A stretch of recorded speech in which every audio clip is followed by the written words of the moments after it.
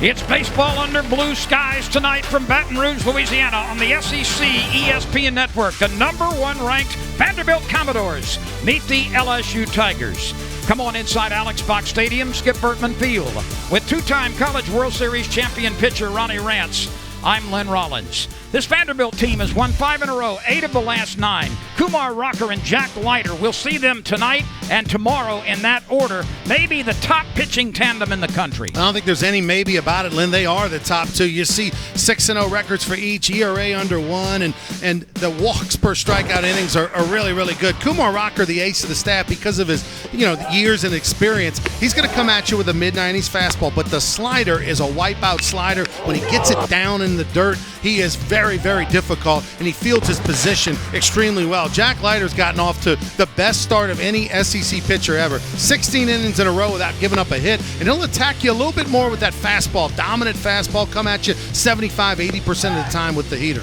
Well, LSU certainly features a pitching ace of its own in Landon Marceau. You can see Marceau's numbers. They're just as good, really, as Leiter and Rockers. An ERA 0.26. He's got a 5-to-1 strikeout to walk ratio. Just does it a little bit differently. Fastball in and out, changeup in and out. Also a really good breaking ball of his own. As we go to the third SEC weekend this season, let's compare some numbers between Vanderbilt and LSU. Well, you see Vandy with that gaudy 313 team batting average. It's the tops in the SEC. Both team ERAs are under 4. An opponent's batting average against, down at the bottom, 172 is really, really good. 224 is pretty solid as well for LSU.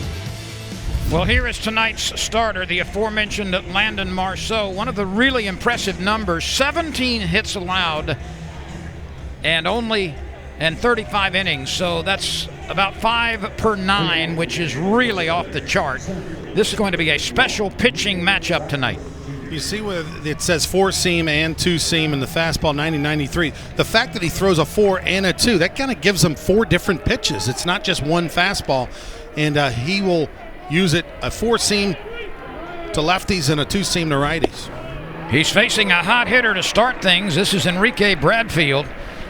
Bradfield, over the last 5 games, is 11 for 22 with a couple of runs driven in, a double, and a triple, and 3 stolen bases. He's on a real hot streak right now. Ground ball right side, picked up by the second baseman moving to his left.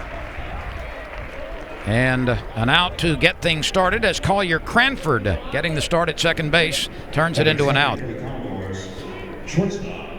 Here's the Vanderbilt batting order. Bradfield and Young and Keegan and Rodriguez and Noland and Thomas each are hitting 300 or better. In fact, Keegan in 16 games right now, and he's on deck, is batting .483. So this is a power-laden lineup, as well as a team that pitches in the upper echelon and then some across the country.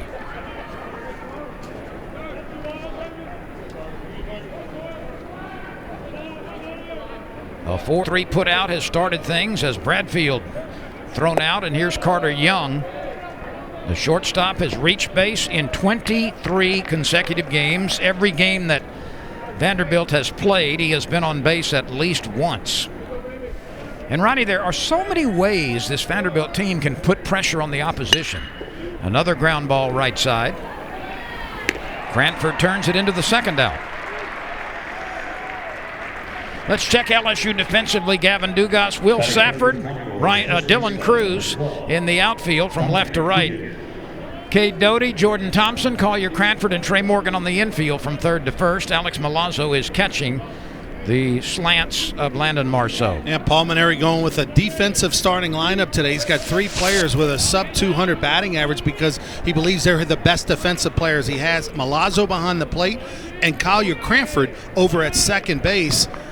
Both very good defensively. Dominic Keegan at the plate. He leads the Southeastern Conference with that batting average of well over 400, 483 in fact. 9 doubles, 2 triples, 6 homers, 24 driven in.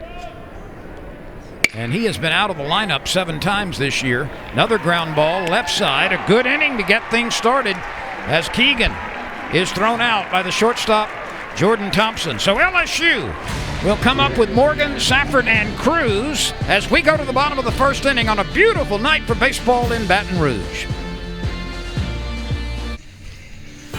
Welcome back to Baton Rouge, Louisiana. It's 0-0 as LSU will take its cuts in the bottom of the first inning against junior right-hander Kumar Rocker. Big, powerful guy.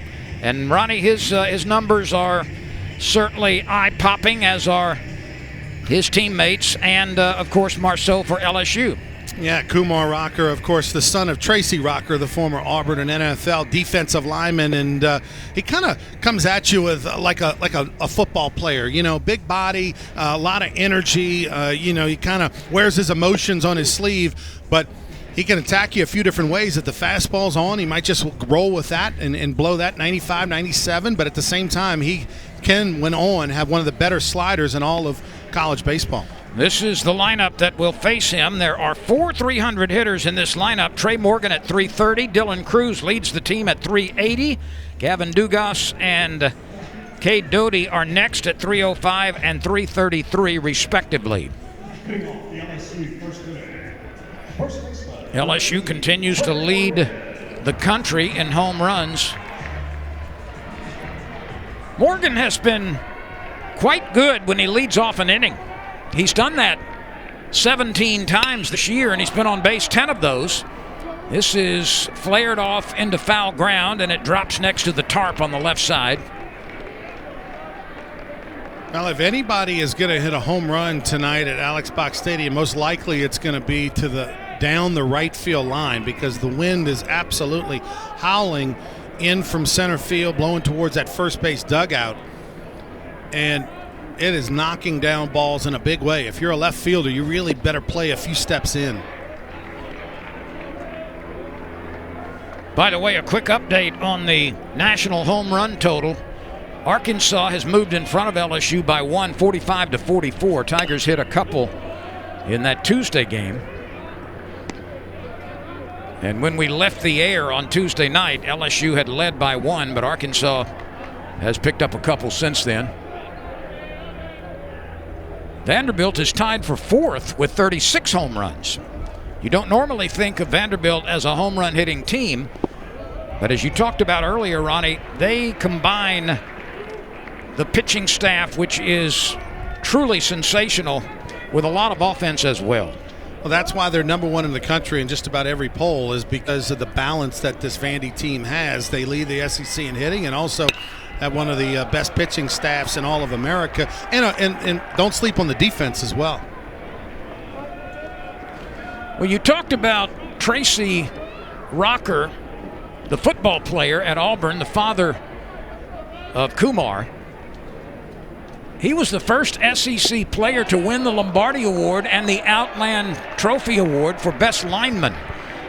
So he was quite the college football player, and of course went on to play professionally, but there's a lineage there of some excellent sports standout, and Morgan can't catch up with one, the first strikeout of the game. That fastball, just 93, and I say just 93 because it can get higher, and the same velocity, by the way, as Landon Marceau in the first inning. Davis, Bradfield, and Thomas in the outfield.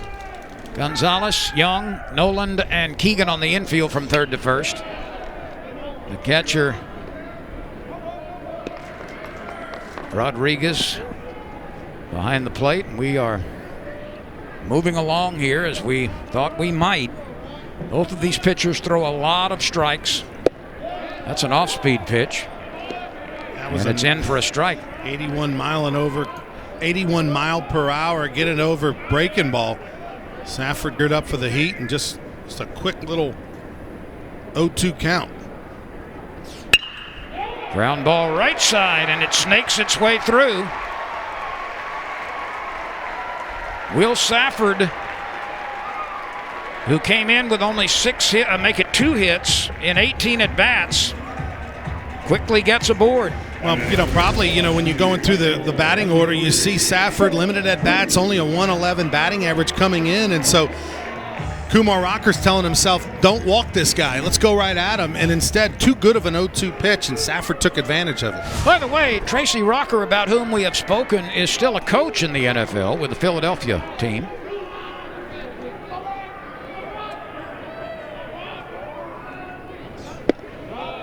So LSU gets the first base runner. A ground single to right by Safford. Here's Cruz. He's hitting .417 against right-handed pitchers.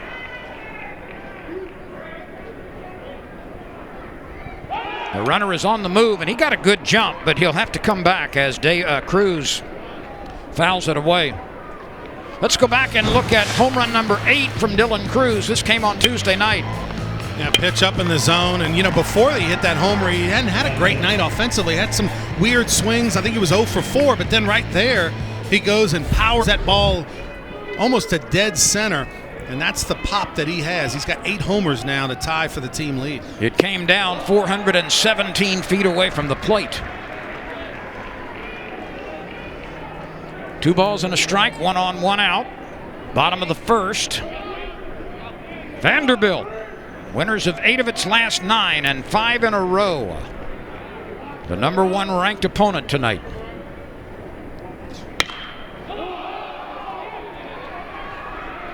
Thomas, the right fielder, makes the catch in the sunshine.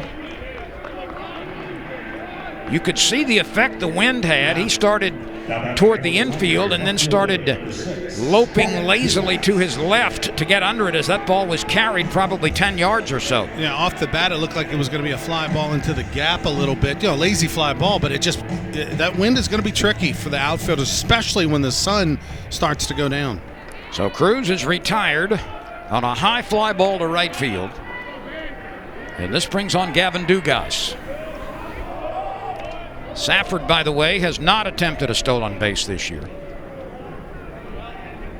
Rodriguez has been good behind the plate. He's thrown out 5 of 11. Anything 40% or better is really good. That's nubbed off the end of the bat foul. A 1-out base hit by Safford. He's still at first base with 2 outs. Cade Doty is on deck. If the numbers hold from a pitching standpoint tonight, and primarily the starters, Ronnie, we're talking about maybe the first team to 2, maybe 3 will win this game. I really believe it, Lynn, that tonight and tomorrow night, the first team that kind of gets to 2 is going to win, because I think the losing team most likely is going to score 0 or 1. I mean, it's just, you've got too many great pitchers going. The numbers back it up. The wind is at your benefit. The ball's not going to carry tonight or tomorrow. The 1-1 pitch. Runner moving. Fouled away.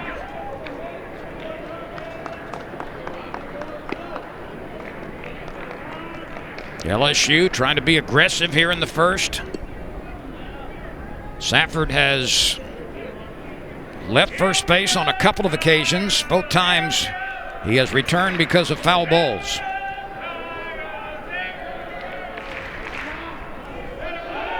Runner moving again, and Safford is there without a throw. So he gets into scoring position. He's the first to second base. See, that's what Rocker likes to do when he gets ahead in the count. Likes to throw that breaking ball in the dirt. That time, LSU anticipated it, and Safford did a nice job of taking off on the pitch. They had read breaking ball was coming. LSU's top RBI producer is at the plate. A check swing, and he committed. Gavin Dugas tried to hold his swing but could not do it. LSU got a single from Safford and a stolen base. He was left on the middle bag, and we go to the second. We are scoreless. Vanderbilt and LSU. This is the 103rd meeting in baseball between LSU and Vanderbilt. The Tigers have won 58 of the previous 102. The first time they played was in 1954. Vanderbilt has won 7 of the last 8 series, although the teams have split the last 8 games. Marceau threw only 7 pitches in the first inning. 5 of them were strikes. The count is level at 1 ball and 1 strike. That was a little straight changeup on that 1-0 count. He's got a good one, doesn't he? He's going to need all three today to shut down this outstanding lineup of Vandy. Another ground ball. Thompson gobbles it up, throws it low, but it's dug out by Morgan. All 4 outs have been ground outs. The last 2 to the shortstop, the first 2 to the second baseman. So what does that tell you, Ronnie? We've seen 2 ground balls to the right side and 2 ground balls to the left side. He's throwing the ball down in the zone. He's getting hitters off balance, changing speeds nicely. We've seen all 3 pitches early on. It seems like he's got everything working. Change up, fastball, and breaking ball. Here's the catcher, C.J. Rodriguez. He has reached safely in 7 straight games, and he takes a changeup for a strike. It's always a good sign if you're a pitcher to see the opponent check swinging, and just that means they're full. They're not seeing it really good out of the hand, and that's what Marceau does best.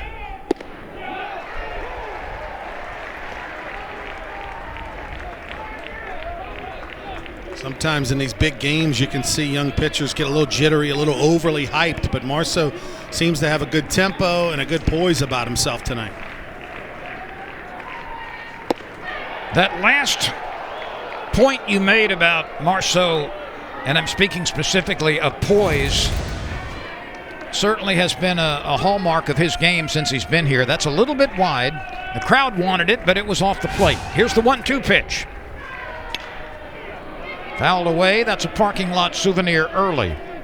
But the catcher got hit on the follow through. That's Milazzo, who's taking a little extra time to shake off that ouch. Watch when he follows through and the bat hits him right on the hand, right on top of the glove. That's on the meat part. Marceau delivers inside. The count is level, 2 balls, 2 strikes. He has retired the first 4 batters on groundouts. Parker Noland is on deck.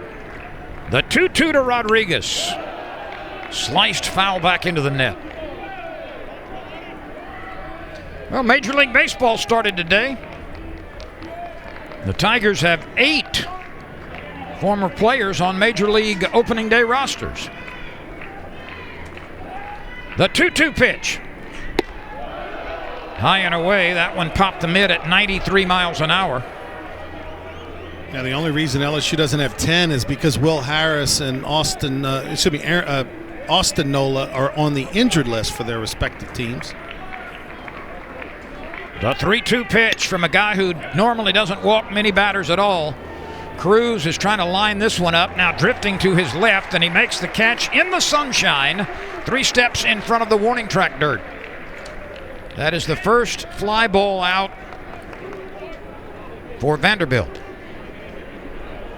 At the plate for Commodores, second baseman number 25. That wind is very brisk, and we will see no decrease in velocity maybe until tomorrow night. Marceau powers that fastball at 93 and got it by Noland. Yeah, and tomorrow night's game is actually going to start at 8 p.m. Central on ESPN2, so a late start on a Friday. Normally the Friday game is at 7. Saturday's series ending game will be at 2 o'clock Central Time. We'll have it for you right here on the SEC ESPN network. Tom Hart, Ben McDonald will be along tomorrow for the late start game on ESPN2. Marceau works it over the plate just below the letters.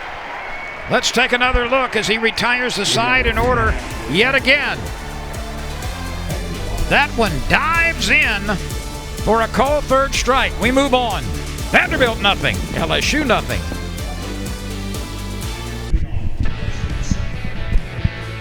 No score as we go to the bottom of the second inning on a brisk, airish, rather cool night in Baton Rouge. Weekend weather is supposed to be good for the next 2 games as well.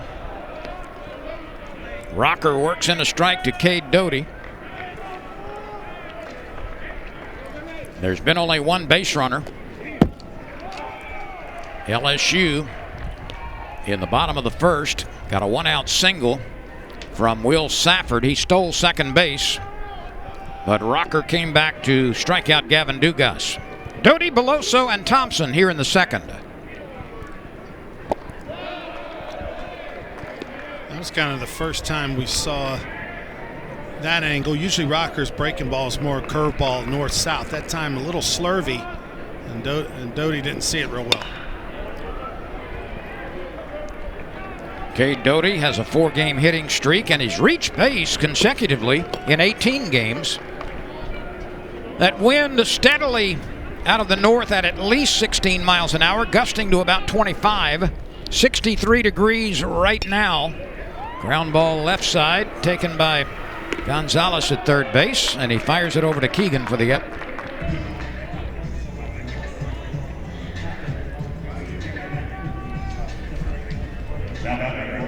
Cade Doty saw a complete diet of breaking balls that at bat. And that's the thing that, you know, you see the big guy, Kumar Rocker on the mound, you think, okay, it's all heat. No, he's got the full bag of tricks just like Landon Marceau. There's the heater at 93 for a strike to Cade Beloso. How about that number 80 on the back? Kind of looks like a tight end out there on the mound, not your traditional single digit or maybe a 19 or 21 or something like that. Instead went straight 80, and we've got a couple of high numbers for Vanderbilt. That's one of those softball numbers you see, especially from West Coast players. Their center fielder is number 51. Their third baseman's number 99. Now, I don't know the number of Tracy Rocker, but I'm wondering if he wore 80 when he was playing football. Try to look that up. Get out the Google machine. I mean, try to look it up.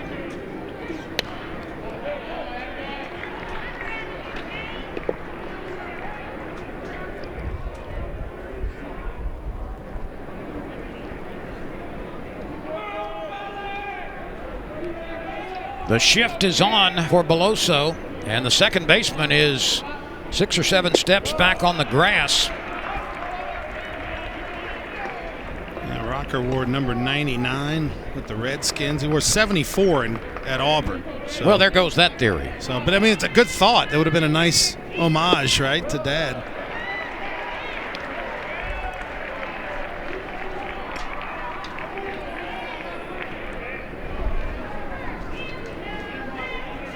Three balls, 2 strikes. Rocker to Beloso.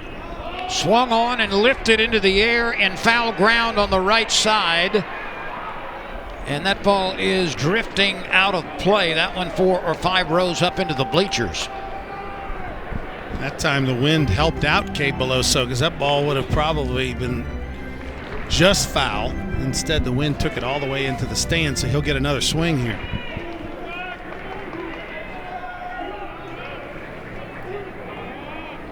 The second 3-2 pitch, swing and a miss. Good location that time by Rocker, kind of tied up Beloso, went way inside with that 93-mile-an-hour heater. Beloso kind of pulled his head off just a little bit, but you see some of the antics of Rocker. You know, he's an emotional guy, kind of jogs around. That time after the pitch, he jogged about halfway to first. 2 outs for Jordan Thompson.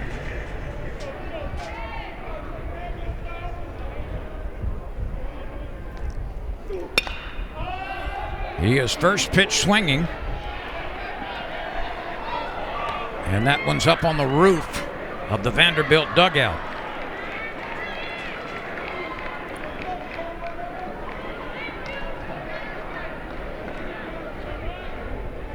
LSU expected to have over 5,000 fans here in the stands today. Did add just a few more seats. All the games are sold out this weekend as far as the allotment of tickets available, so there'll be over 5,000 for all of the games against Vanderbilt. Thompson is enjoying a nice year against right-handed pitching. He's hitting .304 against same-siders.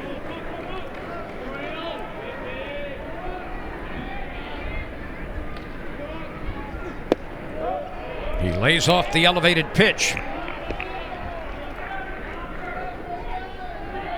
Thompson ahead in the count, 2-1.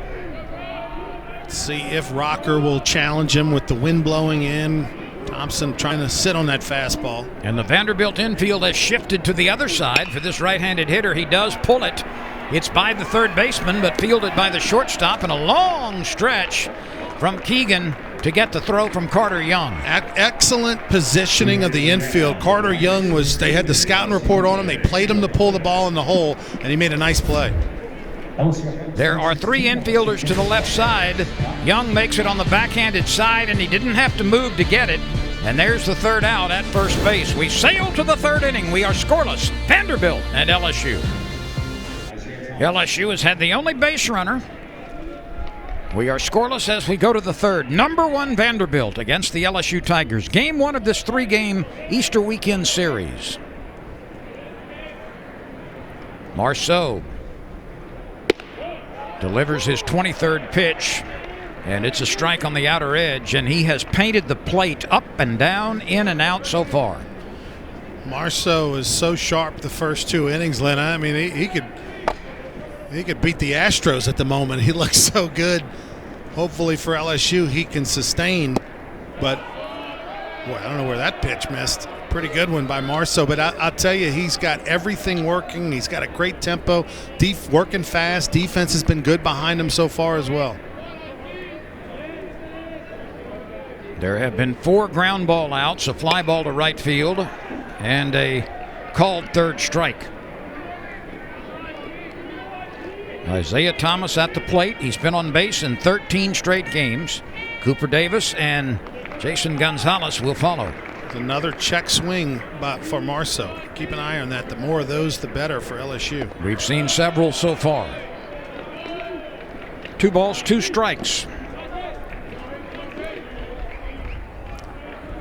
Thomas is hitting .341. He has started 22 of the 23 games for Vanderbilt. And he is tied for the team lead with six home runs and 16 driven in. He's also had 6 doubles and 3 triples. So 12 of his base hits have been for extra bases. He has 29 base hits, and that's tied for number 1 on the team. The 3-2 pitch. Cruz coming hard. Can he get there? He dives, and it's in his glove and then pops away. Now a late throw to third after a hesitation around second. And Vanderbilt gets a runner on third base, as it looked like Cruz was going to make yet another diving catch. The ball actually popped out of his glove, and by the time it had all come to the conclusion point, the runner is at third. Boy, that was a costly one right there. So that I'm sure that'll go down as a hit and a 2-base error right there. But Cruz absolutely really should have caught that ball. It actually hit in the heel of the glove. He kind of overran it just a touch, and then for whatever reason, Cranford kind of hesitated when he turned to see the runner at second base. He needed to throw it to third, and boy, that was a sequence that was bad for the Tigers. Well, it's going to go as a triple off the glove of Dylan Cruz. The infield is drawn tight, and Vanderbilt gets its first base runner, and Thomas is 90 feet away with nobody out. Davis hitting .226. LSU's infield is pursed toward the plate. Marceau could really use a strikeout here. Oh, he absolutely needs one. You know, you hate to put so much pressure on Marceau to be perfect, but I mean, in this game with the Rocker on the mound and the bullpen all completely ready to go for Vanderbilt, you got to feel like maybe you can give up 1, Lynn, but really probably not 2. That was Thomas's 4th triple of the year. And Ronnie, that means more than half of his base hits have been extra base hits this year.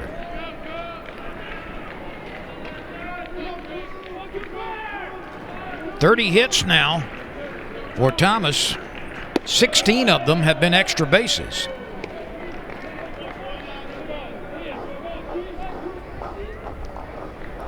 1 ball, 2 strikes. The pitch. Grounded foul as LSU continues to draw its infield toward the plate. Marceau keeps trying to throw that breaking ball on the back foot, trying to get a swing and miss. But Davis doing a heck of a job of just staying alive. This is his 18th start. He's hitting .333 this year with runners in scoring position. And Marceau elevates that one.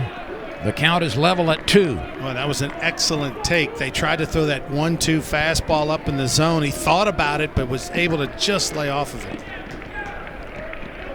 Doty and Thompson and Cranford and Morgan on the edge of the grass on the infield. That twists off into foul ground. It's just a battle between Marceau and Davis. I mean, Davis really knows what he's trying to do. He's trying to set him up for that strike out there, and his best opportunity to do so is to throw that back foot breaking ball. But he's just getting enough to stay alive. He's going to keep going at it. And this is pitch number 8 to Cooper Davis, the left fielder. That backs him away. 3 balls, 2 strikes.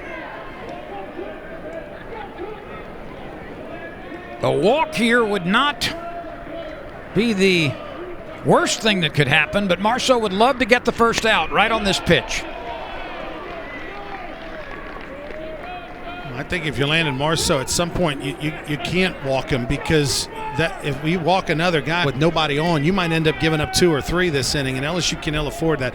You can maybe give up 1 and minimize the damage at that. It would set up the double play opportunity. That's hit sharply to the first baseman, sucked up by Morgan. No chance for the runner to advance. Cooper Davis took a very good swing and drove it with a lot of velocity, but right at Morgan. He didn't have to move. He just had to go down on one knee to make sure it didn't bottle him up. That was an excellent job by Marceau in that 3-2 pitch to make sure he threw a strike. Davis with a good at-bat, but it was just an atom ball, and LSU so fortunate to have Morgan over there at first base. So good defensively. Here's Gonzalez. He swings and doesn't come close. Gonzalez is hitting .226 with runners in scoring position. Pretty nice to have a guy hitting 9th in your lineup, Lynn, that's batting .310 on the year with 4 homers. And he's been a regular. He has started 22 games now. A looper out to right center field. Cruz is coming on and can't get it. It looked like he was going to maybe gamble and dive for it, but it dropped in front of him. And that base hit gives Vanderbilt a 1-0 lead. Excellent piece of hitting by Gonzalez. I mean, their bottom of the order is loaded as well. He goes with it the other way. That's going to be a run, but Cruz just struggling with that wind out there in right field. It is tough. 15 to 20 miles per hour. Ball looked like it was maybe going to hang up, and he just didn't get a good read off of it to get close enough to give an effort for the catch. You talked about the offense of Gonzalez at the bottom of the order. That was his 21st RBI. That's a high number for a 9-hole hitter. Back to the top of the order for Enrique Bradfield. Marceau had no problems in the first couple of innings. Got 4 consecutive ground outs, a fly ball to right, and a strikeout. But a triple off the glove of Cruz as he tried to make a diving catch. Thomas wound up at third. And then an RBI, 1-out base hit by Gonzalez. 1-0 Vanderbilt.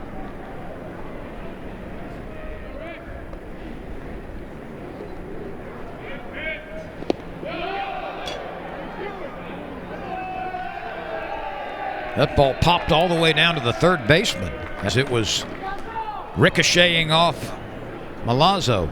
Well, that was an interesting situation right there. Milazzo, as he takes a look at his card, notice the pink fingernails that he's got right there for signals. He thinks he's got this ball blocked up. Instead, it shoots up his shoulder and he blocks it forward towards third base. And Milazzo's in there for his defense tonight. He's an outstanding defensive catcher who's in there for blocking and throwing purposes. That's a wild pitch. Moving Gonzalez to second base. The infield is at normal depth. Bradfield is hitting .379 with teammates in scoring position.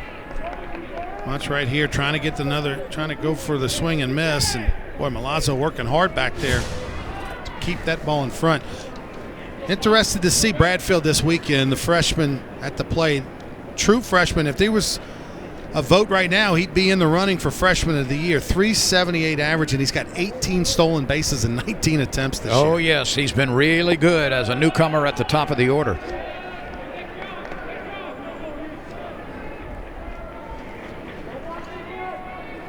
Vanderbilt, a team that's been to 18 NCAA tournaments. And Tim Corbin, if he wins tonight, will have 880 career victories. Most of them, but not all of them, at Vanderbilt. Well, the inning continues as Bradfield draws a rare walk from Marceau. This sets up a double play potential. Runners at second and first. Alan Dunn is going to stroll to the mound to have a word with Marceau. Well, this is a crucial inning for Landon Marceau. He's got to get a good pitch here. He's had a number of ground balls early on. If he can get another one and get out of this inning, there's a force at every bag. You can get a 2-ball wherever it takes you.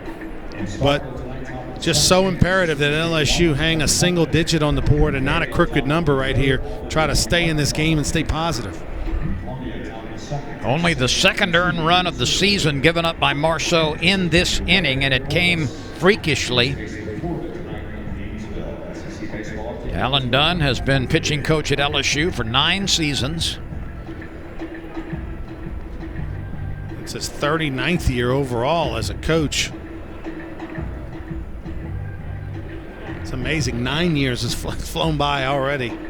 Alan Dunn, former Alabama Crimson Tide player, played for the Tide in the early 80s when they went to the College World Series in 1983.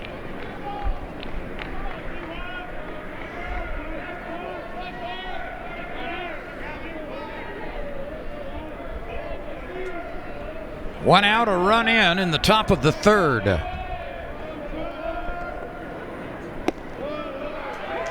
That's a strike.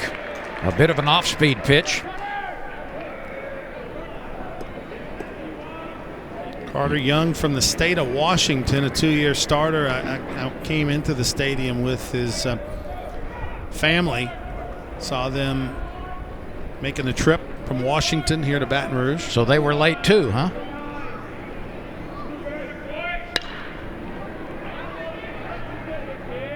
This is fouled out of play. Carter Young grounded out to Cranford last time.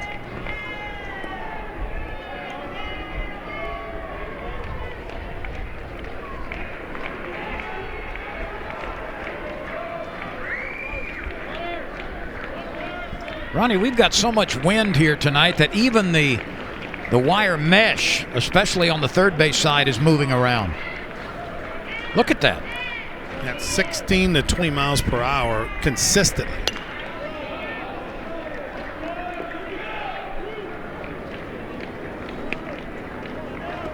Old Glory is going to be tattered and beaten a little bit after this weekend.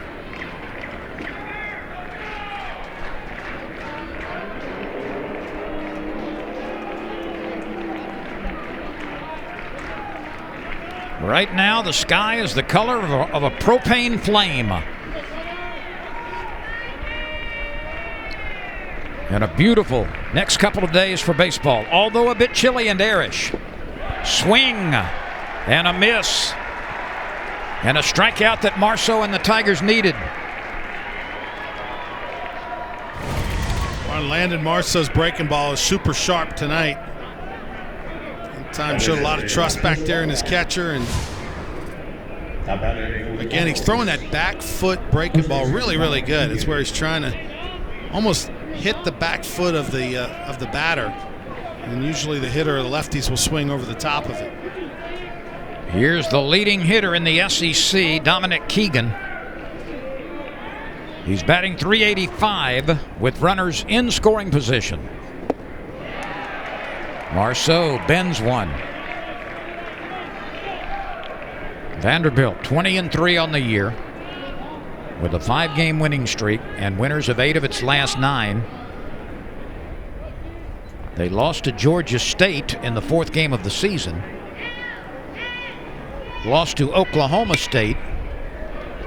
That's a fair ball. Long throw to first. Well done from one corner to the other. Cade Doty with a sensational play near third base. Boy, mark that play down, because Cade Doty saved a couple of runs with an amazing play to keep LSU from hanging a crooked number. The furthest throw in the diamond, and a nice stretch over there by Morgan at first base. 1-0 Vanderbilt gets to the scoreboard first. The first team to get to the scoreboard is Vanderbilt. On a triple off of the glove of Cruz and a base hit by Gonzalez, which produced the RBI, and that young man has been given a 1-0 lead to work with here. Kumar Rocker has allowed 1 base runner. He has struck out 3.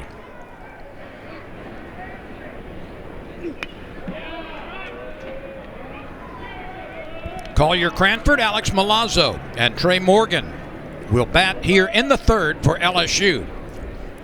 Game 1 of the 3-game series.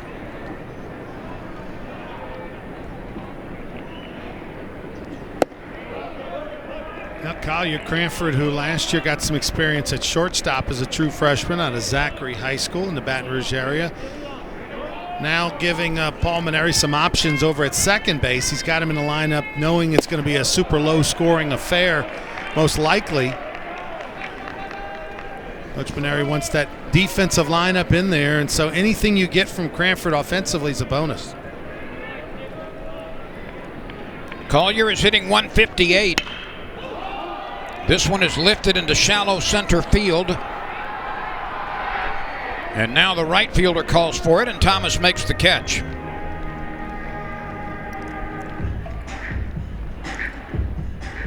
Now batting for LSU, catcher number 20, Alex Milazzo.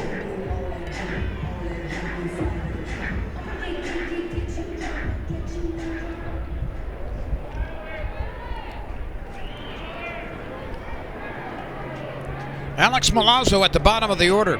Ball 1.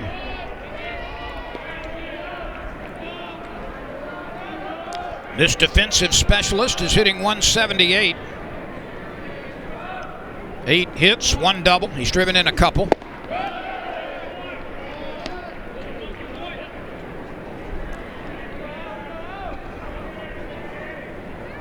Kumar Rocker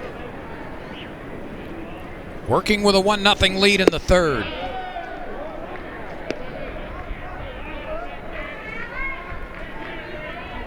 Yeah, good pitchers, usually pitch their best right after their team kind of gives them that lead, because it's called the shutdown inning. That next inning that they go out there, it's imperative that you put a 0 on the board and kind of solidify momentum in your dugout. Milazzo protects the plate with that foul ball off the breaking pitch. Rocker working quickly, the 1-2 again, swing and a miss. That may have been off the plate that Milazzo offered. Strikeout number 4 for Kumar Rocker. Rocker with a little slider up in the zone that starts on the plate and works off. And then he'll jog over to first and get the ball back from the pitcher, because you can't, from the first baseman, because they don't throw it around in the COVID year, no around the horn.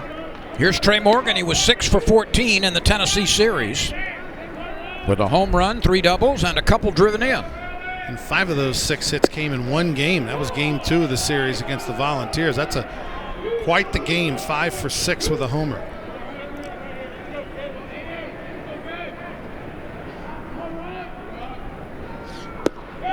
Rocker has only allowed 17 hits now in 40 innings of work.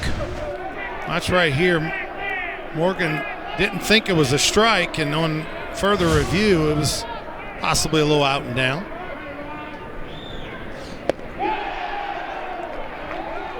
Morgan goes down on strikes. A quick inning, 2 strikeouts in the frame, 5 on the night for Rocker, who has struck out 58 in 40 innings of work this year. 2 of the best starting pitchers in the SEC doing battle tonight, and Ronnie threw 3 innings. Here are the numbers for Kumar Rocker and Landon Marceau. Now, Kumar has been outstanding, 5 strikeouts, no walks, and Landon Marceau's given him 1 earned run. He's been a bad luck pitcher, though. That triple that led to the earned run really probably should have been caught.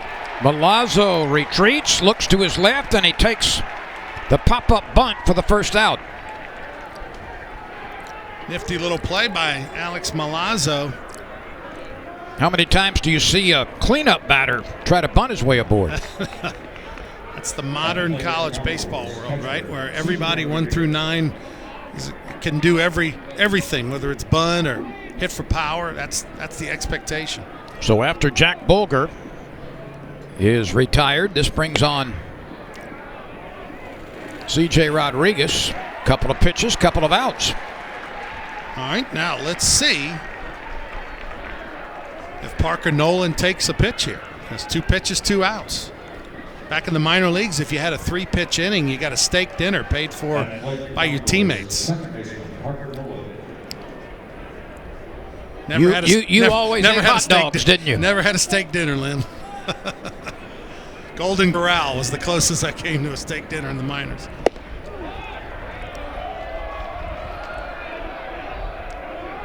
Parker Nolan was taken all the way, but that pitch was just off the edge.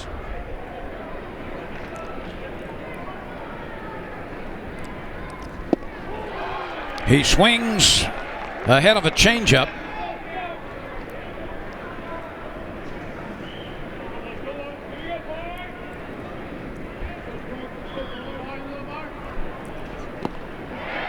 Marceau fooled him again. Same pitch. Back-to-back changeups, and not only is the speed differential about 10 miles an hour, but he's got a little late movement. He's got some dancing going on at the end. Watch right here. The bottom falls out of that thing in a hurry. That one is right down Main Street. A breaking pitch divides the plate. 6 pitches in the inning as Marceau responds to the run in the 3rd with a terrific 4th inning of work. But Vanderbilt leads it 1-0 over LSU. Vanderbilt seems to have a little bit of a ritual among its non-starters between innings. They'll go out into left field. They've been doing some stretching. This time it looks like they're playing rock, paper, scissors. So evidently, Ronnie, there's something going on with the guys on the bench between innings with a little choreographed routine. Vanderbilt was one of the first college teams that I remember 15 years ago where their pitchers would sort of run down to the wall, touch it, and run back to the dugout almost every inning, like once an inning. And now a lot of teams do that. But, you got to do a few fun games to stay sharp and stay into it if you're a bench guy, particularly on a cold night. You see, always throw rock with the first throw. I'm telling you, they're not going to expect it.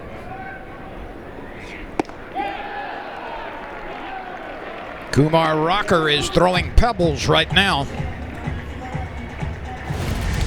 Well, he works quickly, doesn't he? I mean, it doesn't waste a lot of time. That time, Safford extended the strike zone a little bit with 2 strikes. That pitch was up and away, but LSU helping out Rocker a little bit tonight.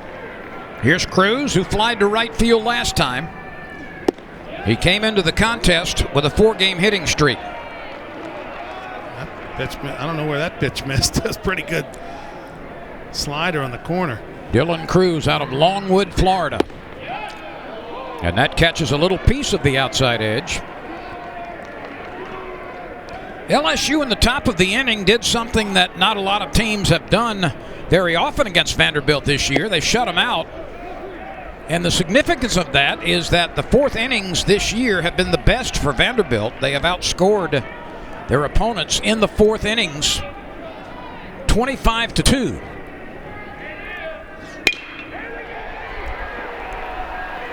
The spin, the throw, the pluck at first base, out. Carter Young behind second base, picked it up, pirouetted, and then got his man. Yeah, looked off the bat that ball was going to make it to center field, but Carter Young with a fantastic play, and he did just get Cruz at first base, but didn't panic, roamed to his left, and then a nice spin throw. Nobody has reached base for LSU since the one-out single by Safford in the first. 10 in a row have been retired by Kumar Rocker. 1 ball, 1 strike to Gavin Dugas, who has hit safely in 5 straight games. He struck out looking in the first.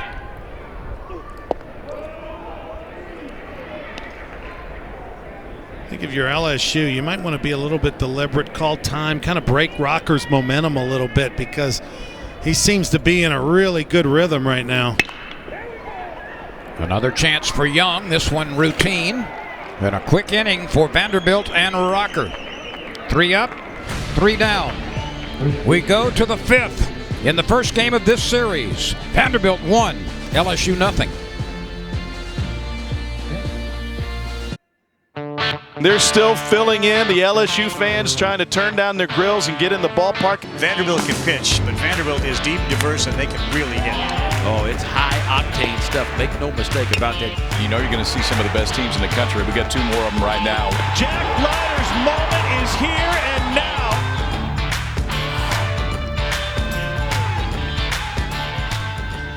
Tomorrow's game will be an 8 o'clock start Central Time. Tom Hart, Ben McDonald on the call on ESPN2. And we will have the Saturday finale at 2 o'clock Central Time right here on the SEC ESPN network. Thank you for joining us tonight. Game 1. A scant 1-0 lead for Vanderbilt. You saw that picture of the fans in the stands, Lynn. You wouldn't think it's April 1st. Looks more like opening night, the way people are bundled up. Wind blowing 15 to 20 miles an hour, and the temperatures are falling. There's actually a frost warning tonight and tomorrow, locally. By the way, Ronnie, speaking of the weather, the folks up in Nashville have had really a terrible time of it this spring with rain, flooding, tornadoes. All our best to the folks up there who have endured a lot. Well, Landon Marceau got him, looked like, I guess, on the hand or elbow. Take a look here. Got him on the back arm. Watch that right arm below the barrel. Yep, right on the forearm. So Thomas, after tripling off the glove of the diving Cruz in the 3rd inning, is hit by a pitch here. And Cooper Davis comes on. He hit one hard into the glove of Morgan last time at first base. That's only the 2nd batter that Marceau has plunked this year. His control has been super good.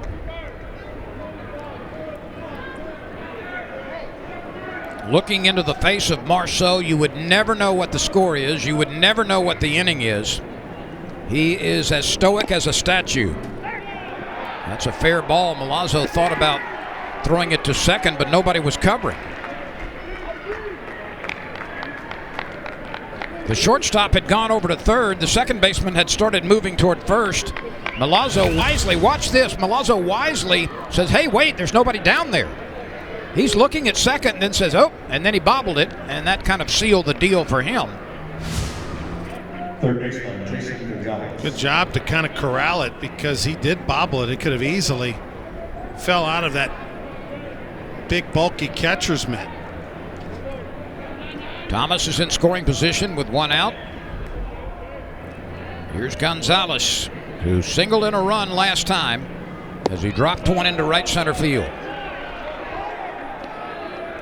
See Milazzo all wired up tonight as no more having to get the signals from Alan Dunn via the visually. He can through the earpiece.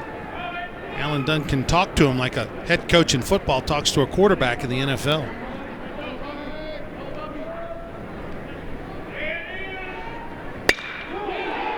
This is a fair ball, and it's going to score the second run of the game for Vanderbilt as Jason Gonzalez stops at second base, ripping one just inside the line in the right field corner. And at the bottom of the order, he has singled, he has doubled, he has driven in both runs. Kind of like deja vu all over again for LSU. Gonzalez coming through with a hit,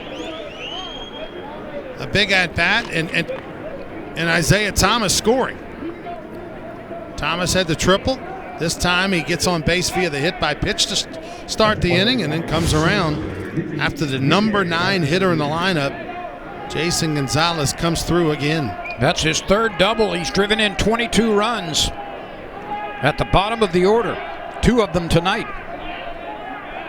Bradfield comes on. He has bounced out to the right side and walked, and he pokes at it and misses.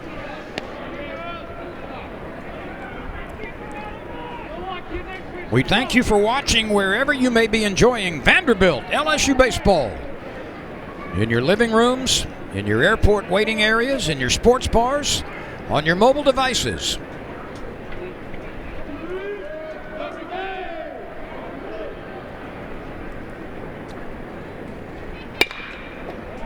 That finds left field. The runner will stop at third.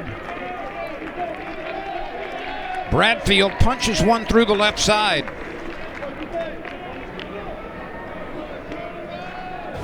Bradfield not trying to do too much right here. Missed on the bunt that time. Excellent pitch by Marceau. Outer third, and Bradfield just went the other way with it. Stayed under control, and Al, you've got a lot of speed over there at first base. Indeed you do. That speed has produced 18 stolen bases in 19 tries.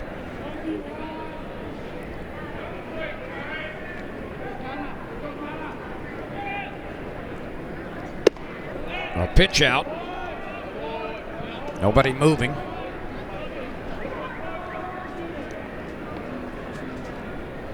Bradfield is one of those impact players, and there are so many rookies annually in the SEC who make their mark early.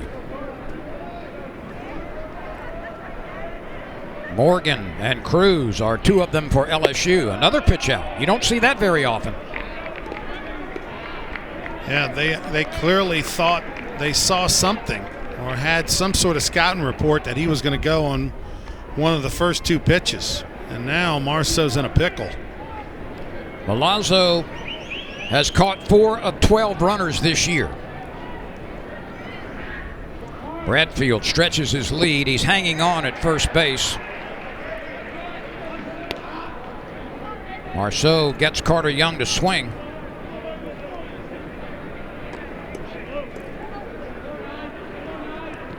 One in the third, one in the fifth for Vanderbilt. The infield is back with runners at first and third. There is 1 out. The Tigers are looking for a get me back to the dugout double play.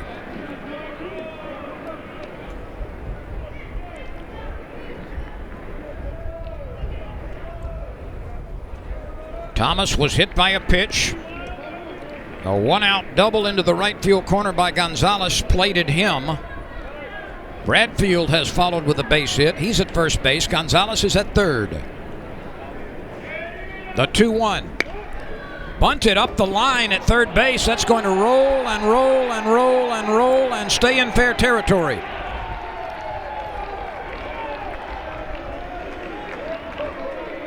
That is an absolute gem of a bunt. Credit the LSU groundskeeping staff for doing too good of a job. That thing is just so flat. You see Milazzo hoping that there's a little lean, maybe there's a bump in the dirt. Instead, it's perfectly manicured and it hugs the line for an infield base hit. You could play pool on that part of the infield. Here's the best hitter in the SEC. Keegan has grounded out twice. He was robbed of an RBI base hit on a fine play by Doty at third last time. That's off of Milazzo's glove, but no advance.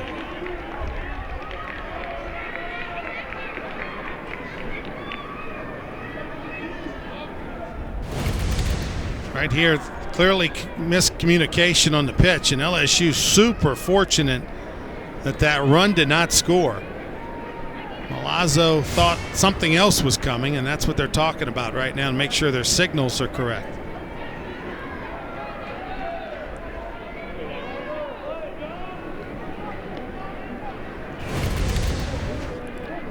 Take a look here. Probably anticipating the fastball, and instead got the breaking ball, and Milazzo able to keep it somewhat near the plate. An off-speed pitch as Keegan swinging. And with another changeup, and the thing about that changeup, it's dancing so much. I mean, it's not just the change of speeds, the bottom is falling out of that thing. Is it the cha-cha, the rumba? All of it. The 1-1. Poked into shallow right. Cruz coming hard. He's not going to get there. 1 run scores. Here's the throw to the plate. A 2nd run scores. The throw was accurate. Milazzo was out in front of the dish. And the runner from second base scored. And right now, Vanderbilt is taking control of this game. It's 4-0. This is a great pitch by Marceau, but an even better job of just poking it out there by Keegan. Finds the spot, tremendous speed, good read out there by the freshman Bradfield, who's one of the fastest runners in the SEC, and he comes all the way from second to score on that excuse me base hit to right. So a 2-run single by the best hitter right now in the SEC. Keegan is 1 for 3. And Jack Bulger comes to the plate, a 3-spot in the 5th for Vanderbilt, and a chance to get some more with runners on the corners and 1 gone.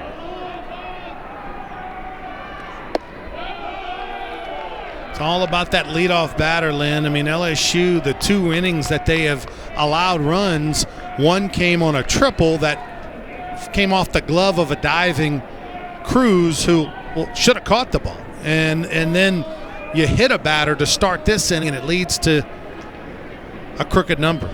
And meanwhile, Rocker has retired 11 straight Tigers.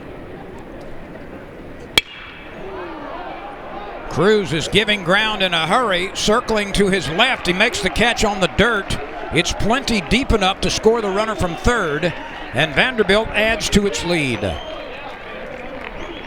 sacrifice fly to the warning track in right field by Bulger. Marceau just a little fastball in the outside corner. You see the wind really kind of helped that ball go a little deeper than it looked like off the bat. Because the wind, that's the one spot it's blowing towards that right field foul pole. Thomas and Gonzalez and Bradfield and Young have scored in the inning. Keegan remains at first base with 2 outs. A check swing strike to Rodriguez. CJ has fly to right and grounded to second base. The infield plays him to pull. The outfield is straight away.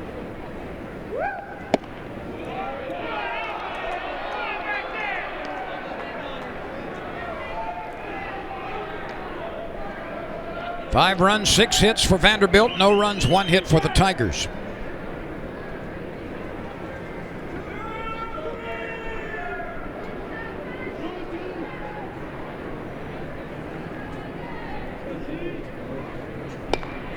A check swing foul ball. 1 ball, 2 strikes. You know, this is all, you know, Marceau still has really good stuff going right now. It's just a lot of bad baseball fortune. Vandy's been able to take advantage of opportunities that LSU's presented him with a leadoff hit batter this inning, and then not making a play on a catch another inning, and They're just too good to give them extra outs.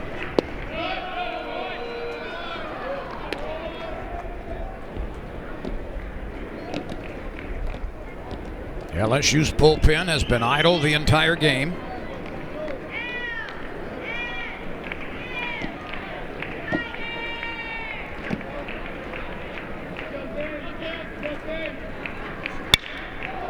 A smash to left field. Dugas is back. He's back. He's back. He leaps. Did he get it? Yes, he did.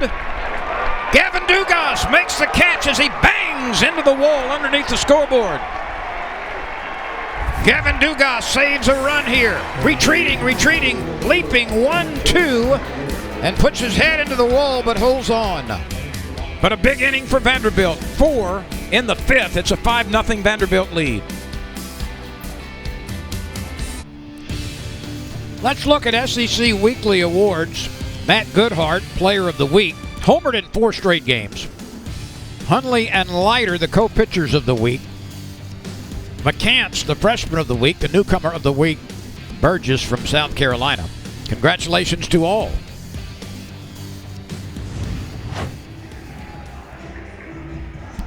Kumar Rocker has retired 11 straight batters, and he's working with a 5-0 lead. Yeah, Rocker's been rocking along. Give a shout out to a number of college baseball fans, big LSU fans watching around the state. Bart Schmokey up in Alexandria, Travis Carell down in South Louisiana, Amy Porsche over in Metairie, all pulling for the Tigers here tonight. The shift is on. 3 infielders on the left side for Vanderbilt.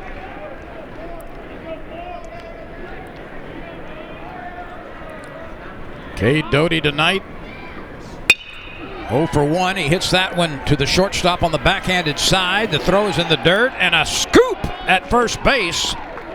Well done by Keegan.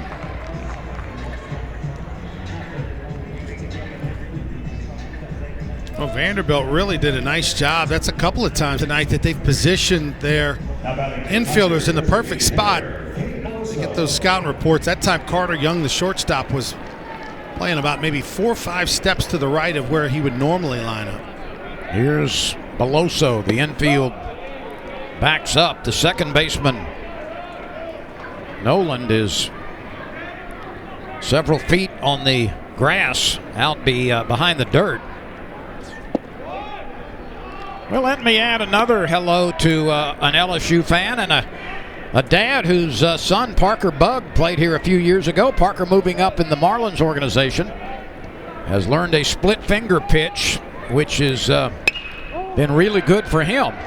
And Steve Bugg listens very regularly out in San Diego. Nice. You know, that's one of the amazing things, Ronnie, as the right fielder makes the catch. How many families of players who have moved on from LSU still follow the Tigers very actively? Well, you can't blame them. You know, it's one of the greatest times of their lives and their kids' lives. And, 3, 4, 5 years as a Tiger, and coming here to Baton Rouge, you make a lot of friends and memories. Bradfield chasing it. Nobody can get it. Jordan Thompson pulls up at second base. That's the first extra base hit for the Tigers, and the first hit since a 1-out single by Will Safford in the first inning. Only the second double of the year by Jordan Thompson. Hits this ball well, and the wind kind of helps it just shoot the gap away from the center fielder. So a streak of 13 consecutive Tigers retired by Kumar Rocker has come to an end on the double by Jordan Thompson. 2 outs, Cranford swings and misses. Rocker with that big leg kick, and the thing that makes him so tough, Lynn, is he's able to command that off-speed pitch, able to throw the breaking ball for a strike anytime he wants, and then he'll do the old 59-footer when he gets 2 strikes on you.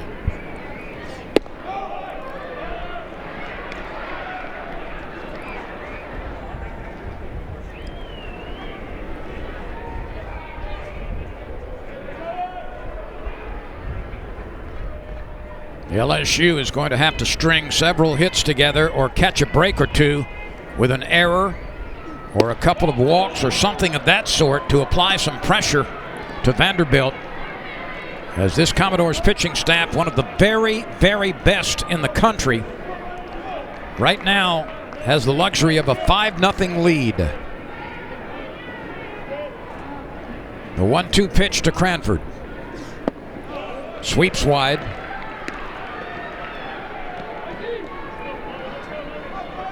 Collier flied to right field last time.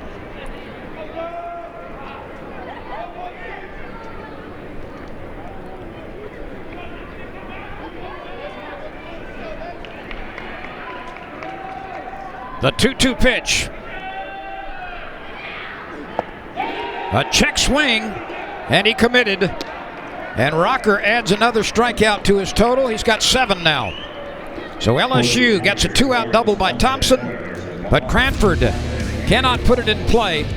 And as we go to the 6th inning, the Commodores lead 5-0 in the first game of the series. Thank you for joining us for LSU Vanderbilt baseball tonight. First game of the 3-game series. An 8 o'clock start locally, 9 o'clock on the East Coast tomorrow. Tom Hart, Ben McDonald will have the call for you on ESPN2. And then a 2 o'clock series finale on Saturday, 2 o'clock Central Time. These teams will play the final game of the series. We'll have it for you here again on the SEC ESPN network. A run in the 3rd and 4 in the 5th for Vanderbilt. Parker Noland has struck out twice.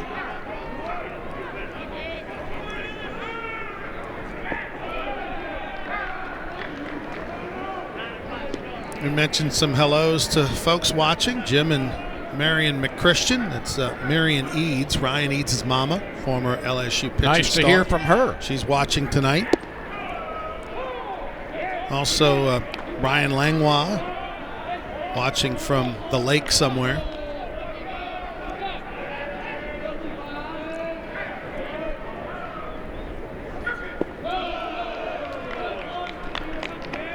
Three balls and a strike to Noland, who has struck out twice.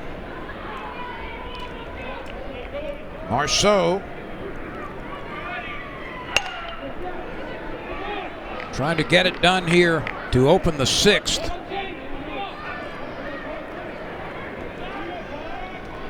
The first batter reached in the 3rd when Vanderbilt scored, and the first batter reached in the 5th when Vanderbilt scored 4 times. A base hit to left. Vanderbilt has done a nice job of punching balls with authority the other way tonight. Now they have a good 2-strike approach as well. You know, they really get off the knob and just trying to shorten the swing a little bit. That time, pitch was a good quality pitch on the outer portion, but didn't try to do too much, didn't pull off of it. Stayed within himself, and another base runner on the bags for the Commodores. 7 hits now for the Commodores, and they've all come since the 3rd inning. Marceau retired the first 6 and looked very sharp doing it. A swing and a miss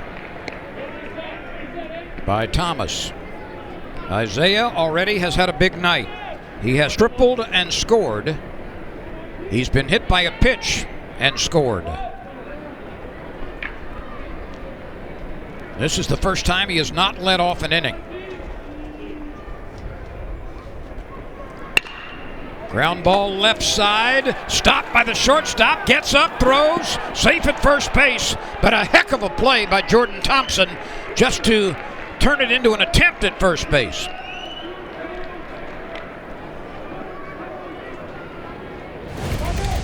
Good effort right here by Thompson, who made an amazing play in the 3rd game of the series at Tennessee, where he dove to his left, right, just like that, got up and fired for an out, but that time it was a little too far in the hole.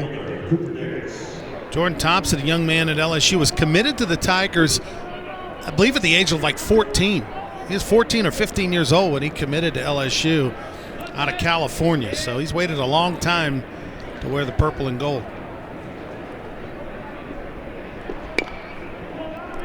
Davis gets the bunt down. This will advance the runners.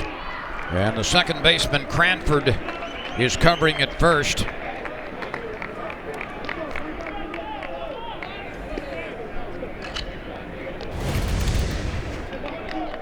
It's a good bunt. Just kind of deadened it right between the pitcher's mound and home plate. And Collier Cranford got over there just in time. A 1-4 put out.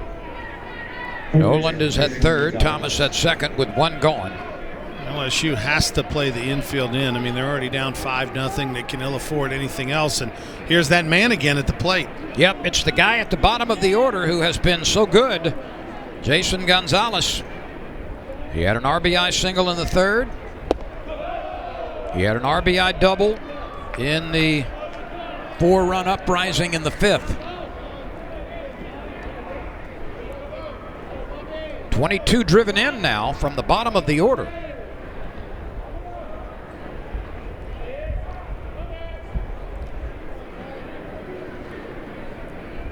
There is some bullpen activity now for the Tigers. There's Mikhail Hilliard, veteran pitcher. He's kind of found a role as being that first guy in, middle reliever type for LSU.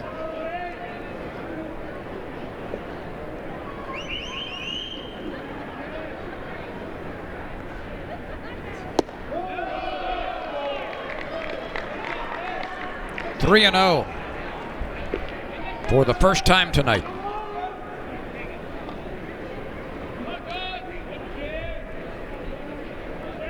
One out, a pair of runners in scoring position behind the drawn-in infield.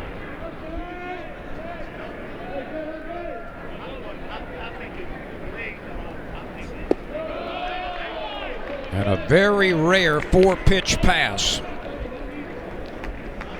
Well, I think, you had a dangerous hitter at the plate. He clearly didn't mind walking him because they threw him an off-speed pitch on 3-0. And they're trying to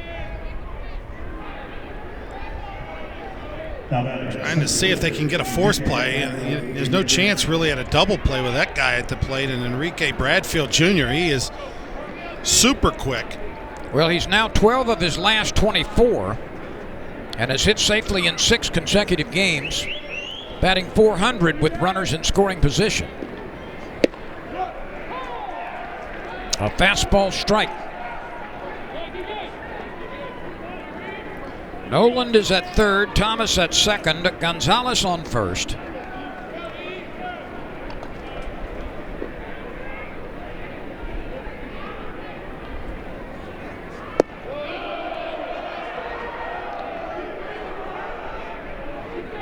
Bradfield, one of those types of hitters that if it bounces 3 times, he's going to be safe on the infield. So LSU, infield in, everyone going to come home with it as soon as they get it. Marceau is approaching 100 pitches as we play in the 6th. The bunt is on. Marceau cannot make the play. He was going to try to pick it up and shovel it to Milazzo for the force at the plate. But instead, he was unable to field it cleanly. He did have a chance right here. Watch, he gets there. If he catches it and flips it, he's going to get him. But just kind of lost his balance and didn't field it cleanly. Sort of a safety squeeze that time. We'll let you know how that's ruled when we find out. At the plate, the Conquerors, shortstop, Carter Hill. Meanwhile, Vanderbilt has moved out in front 6-0. What would you rule it? I would rule it an FC, right? Because he gets to it in plenty enough time. I would rule it an error. Just a straight error? Yeah, I think because the clean pickup would have resulted in the out at first base. But I can see a fielder's choice as well. A force at home plate. Mm-hmm. I can see a fielder's choice as well. We were both off the mark. They called it a hit? Yep. Oh, my.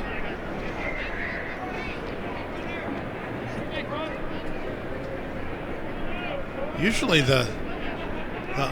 when you're the home team, the scorekeeper, when you're in the field, gives you the benefit of the doubt for the pitcher, whereas he gives you the benefit of the doubt for the hitter, depending on the team you are. But that time didn't work out in LSU's favor. That's out of the reach of 3 Tigers chasing it down near the bullpen. You're just mad because all of those when you were pitching were ruled hits.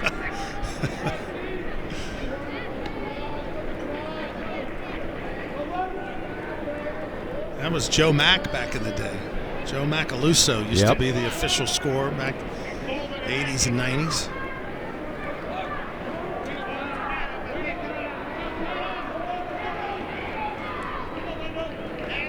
Vanderbilt leading 6-0.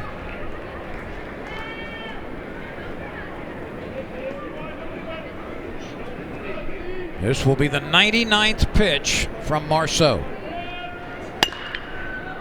Look out.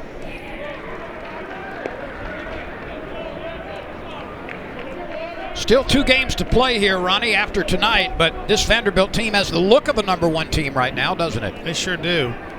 Because they have the ability to beat you a number of different ways. We talked to them about coming in 3rd in the country in home runs. They clearly have the top 2 pitchers as far as a duo in the country, and they can field it as well. Trey Morgan, who normally can field it, threw that one well wide of the plate. Well, he fielded it fine. I don't know if he got stuck in his glove or what, but that throw wasn't even close to home plate. Let's take a look here. Just wondering if his footwork somehow got tripped up. No, he just airmailed it. He just kind of slung it. Arm side miss. He's not happy about it, and that's going to be the end of the night for Landon Marceau. He was perfect through 2 innings, but it has not gone well for him over the last 4. Mikhail Hilliard replaces Marceau. Vanderbilt has a 7-0 lead in Baton Rouge.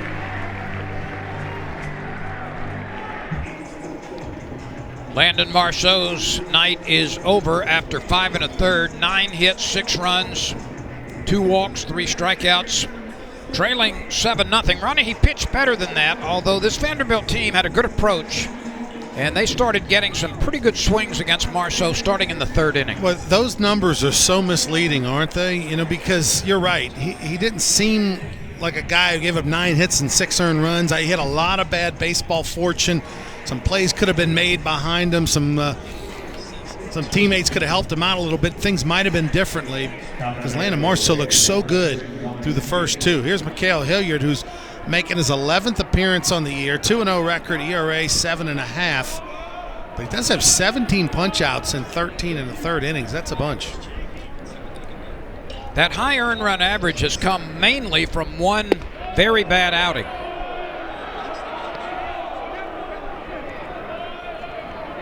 In softball tonight, they've gone to the 8th inning with no score. Ole Miss and LSU scoreless in the 8th.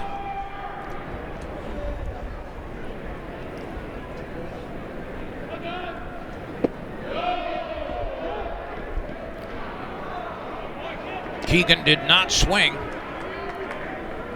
The bases remain loaded with 1 out.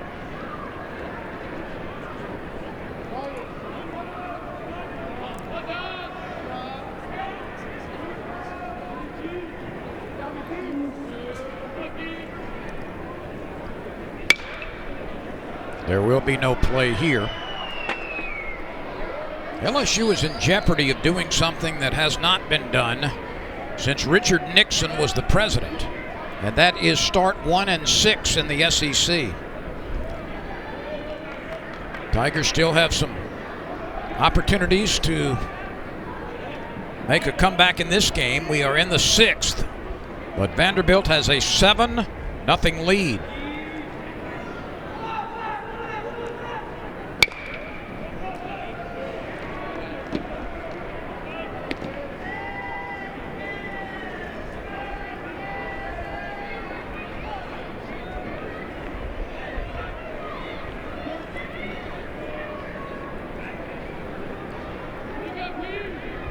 Hilliard ponders the 2-2 pitch. Now it's on its way. He overthrew that fastball and jerked it into the dirt.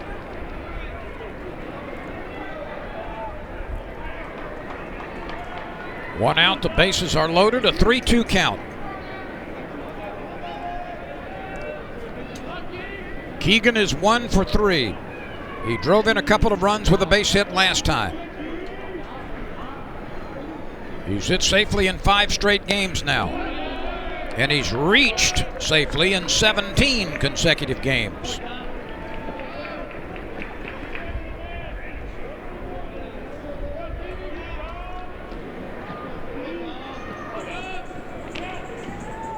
Where Vanderbilt just really keeps applying the pressure, Lynn. They're relentless throughout their lineup. Big pitch here from Hilliard.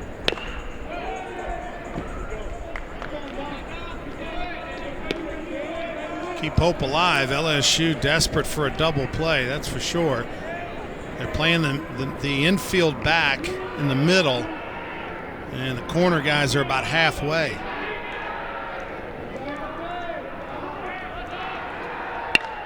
A breaking pitch is lined into the left field corner. One Commodore scores. Here comes another. And Keegan drives in a pair on that base hit. He's got 4 knocked in now. And it's 9-0.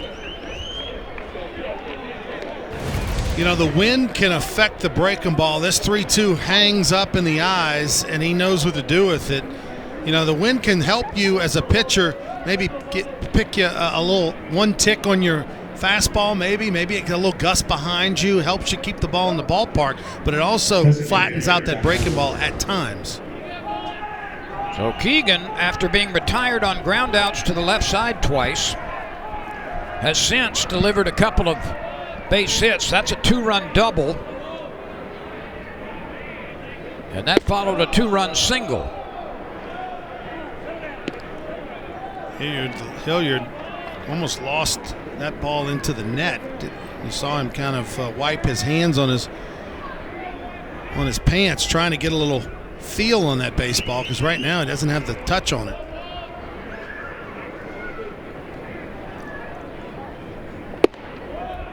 Vanderbilt, after a very slow start, is now 10 for 24 tonight. And that's after going 0 for 6 in the first couple of innings. Came in with a batting average of .313 as a team, which leads the SEC, and right now hitting .333 on the evening.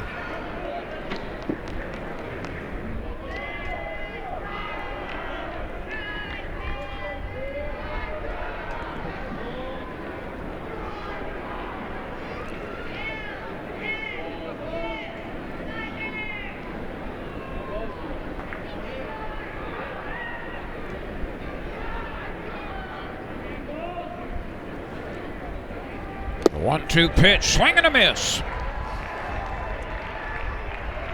There's the second out. As Bulger goes down on strikes. And now batting for the Commodores catcher, C.J. Rodriguez. Here's the catcher, C.J. Rodriguez. He's 0 for 3. He lined out to Dugas deep in left field last time.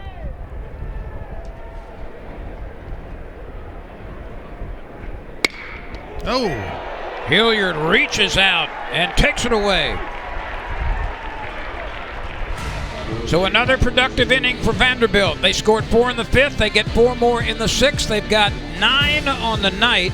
Rocker has a big lead as he returns to the mound in the bottom of the 6th inning.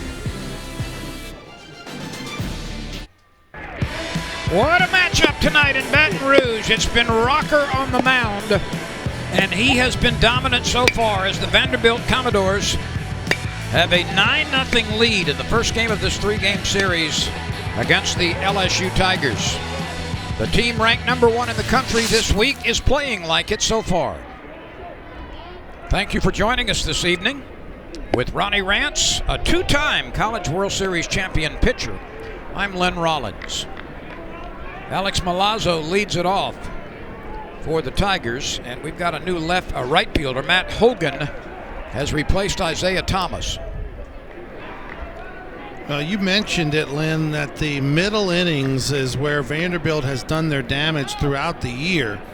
Vanderbilt came into tonight outscoring its opponents in the 4th, 5th, and 6th inning by a total of 73 runs to 13. Now they've done it 8-0 here tonight so far. So they're 81 up and 13 down in those middle innings, right? First time through the order, they get I guess they get a sense and a feel for the starting pitcher, and then in the 4th, 5th, and 6th, they attack.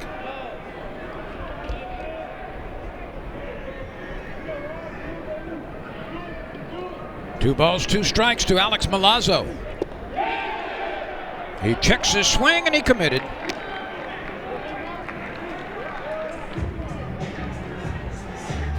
That breaking ball must be really hard to pick up, because we've seen these LSU hitters tonight have a lot of check swings and chase some pitches way out of the zone.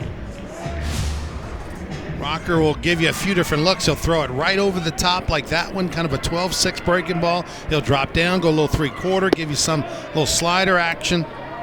8 strikeouts, no walks. 2 hits allowed. Here's Morgan at the top of the order. He has struck out twice. Takes a pretty good rip, but slices it foul straight back. He's down in the 1 ball, 1 strike. Will Safford is on deck. Rocker likes to get it and bring it back home. He telegraphed that off-speed pitch. Had that leg kick, went up a little higher. You know, it looked like he was exaggerating it a bit. Ronnie, there's not a lot of wasted time, though, between pitches, and Trey Morgan is right on that one. A liner to right. Trey Morgan, who had struck out in the 1st and 3rd, drives one to right field. Got a fastball that time, down and in, and then lefty swing hot spot zone. It's really amazing how left-handed hitters just love that fastball down and in more than any other spot in the swing plane. Here's Safford. He had the first base hit of the game with 1 out in the 1st, and he struck out in the 4th. I'm not at all sure why Rocker is even halfway interested at the runner on first base with a big lead, 9-0. Morgan is a steal guy, but he's not going to be going anywhere. There will be no play on this. Dylan Cruz is on deck. A 1-out single by Morgan.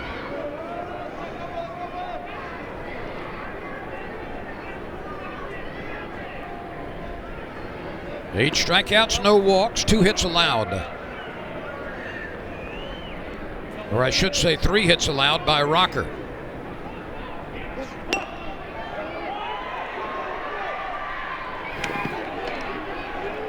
Rodriguez makes a nice play, working to his left to pick up that bunt and get Safford, who was trying to bunt his way for a base hit, and that's not a bad idea. Yeah, this isn't a sacrifice. He's trying to bunt for a base hit. Needed it to just get up the grass, get onto the grass, and it didn't quite make it.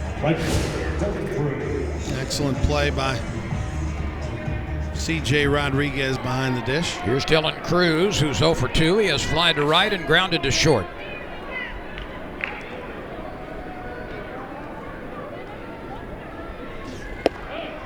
A breaking pitch slides over for a strike. Vanderbilt is a university founded in 1873. It was known then as Central University.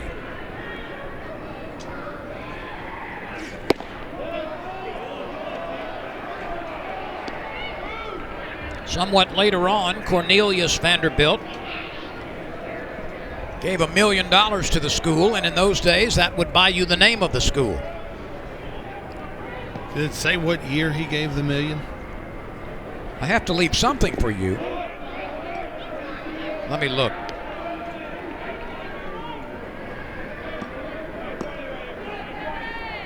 I don't have that. My note does tell me, though, that Cornelius Vanderbilt, at the time of the gift, was considered the richest man in America. He made his fortune in shipping. There's a shot through the left side.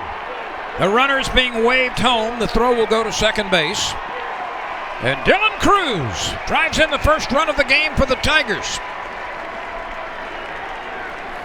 He's hit safely in 5 straight now. Well, it was the 2 outstanding freshmen this inning that got it going for the Tigers. Morgan with the base hit, and then after moving up to second on the bunt, he scores on the base hit by another freshman, Dylan Cruz. There's the Tiger future right there running around the base path. And that's a good windmill by Nolan Crane at third base. Even though the Tigers are down at the time 9-0, I think Nolan realized that Vanderbilt would not make a throw to the plate and instead go to second base to keep the runner at first and avoid the potential for a big inning. Well, that's knowing that you're at left fielder's arm, knowing the situation. Obviously, with 2 outs, too, Nolan Cain's going to wind him up. Well, LSU's softball team in 8 innings has defeated Ole Miss 1-0. The Tigers were swept in SEC play a week ago. They come back with a 1-0 victory over Ole Miss. Georgia Clark was the difference with an RBI single. Shortstop started back, circling, comes on, and makes the catch. Now Carter Young takes the pop-up off the bat of Gavin Dugas. But LSU gets to the scoreboard with an RBI base hit by Dylan Cruz in the 6th inning. It's 9-1 Vanderbilt. Well, according to Kylie McDaniel, the list you see now on your screen represents the top SEC prospects for this summer's Major League Baseball draft. We'll give you another look at that right now after Hilliard misses. Jack Leiter, who will start tomorrow for Vanderbilt, ranked the number 2 prospect.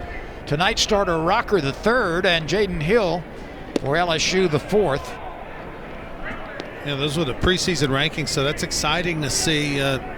2 versus number 4. As far as MLB prospects for the season, going to do battle tomorrow. A lot of RPMs and velocity tomorrow night here at the box. Now that start is 8 o'clock local time, 8 o'clock Central Time.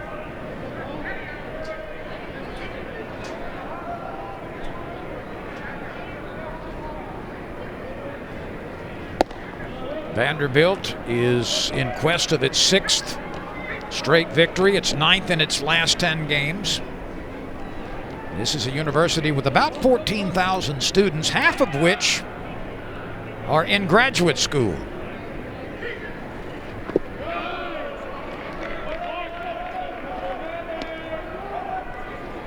That was an outstanding take that time. I mean, that was a pretty good breaking ball with 2-2, and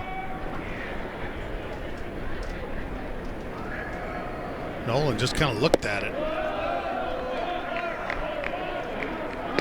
He draws a base on balls. He opened the last inning with a base hit and was one of 4 Commodores who scored.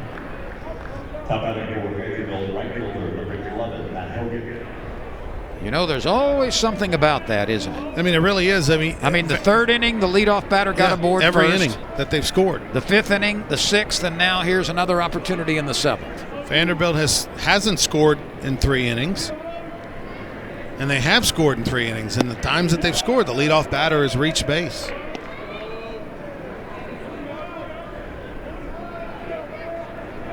And it just makes such a difference, puts so much pressure on the defense. It makes the pitcher have to throw from the stretch, which traditionally most pitchers are better from the windup.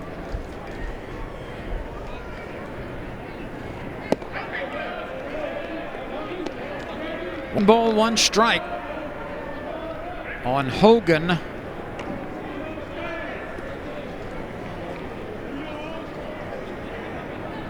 Hogan batting for the first time. He went into the game in right field an inning ago.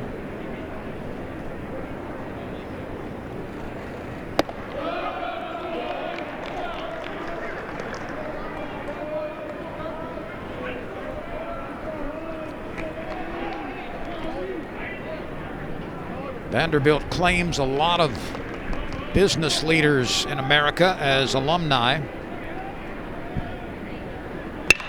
There's a blast into the right field corner. Hogan comes off the bench in his first at bat. He's digging for 2 and will stop with a ringing double into the right field corner.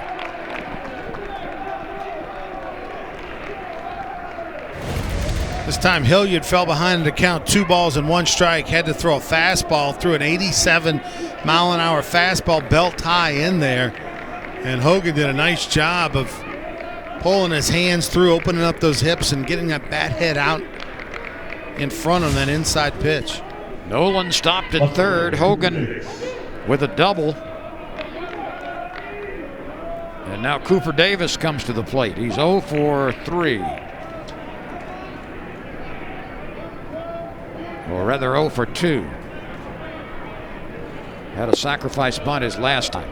Ronnie, how about this? The founders or the CEOs of General Motors, American Airlines, Hilton Hotels, Time Magazine, NASDAQ, Kodak, Hulu, American Express, and many more all are Vanderbilt graduates. Wow, that's a big list. Robert Penn Warren, a Pulitzer Prize winner for All the King's Men, which of course was based on Louisiana Governor Huey Long's career and former Senator Huey Long's career. Shot to right field. Vanderbilt leads by a 10-0 score. Second runner coming. Nobody's covering the bag. Nobody's covering the plate. Milazzo had run up the third base line, and things are certainly tough right now for LSU. Yeah, watch right here. This ball line out to right. Cruz comes up, hits the cutoff man. And I don't know what, didn't seem like there was a lot of communication there. Morgan might have had a chance that he played that to the side to catch it and throw home, but nobody was there to receive it. Well, now it's Gonzalez. 11 runs, a dozen hits for the Commodores, 1 run, 4 hits for the Tigers.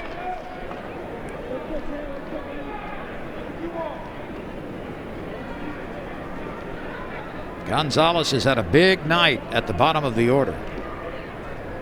An RBI single, an RBI double. He also has walked and scored.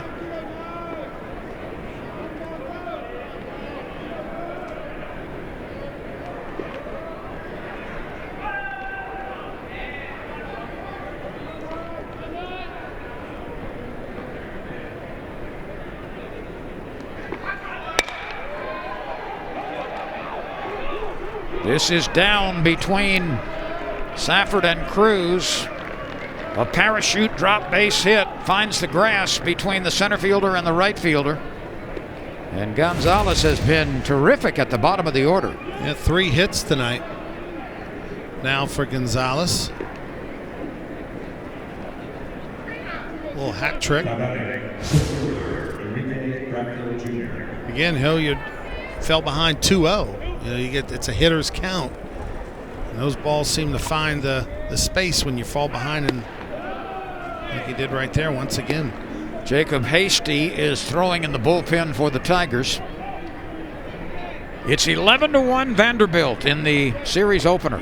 Check out the approach of Enrique Bradfield. Look how his bat leans towards the catcher. Normally, the point of your bat is kind of wrapped behind your head or pointed backwards, but when he's in the box, the bat head is actually tilted towards the plate, which is sort of unique in his own style. Now he'll lower it right here, but not by a lot. That would seem to require some extra effort to get the swing started. You would think it's not generating a lot of coil, but he hits the ball the other way. He obviously just tries to hit the ball on the ground as well to use that tremendous speed. Takes a minimalistic approach.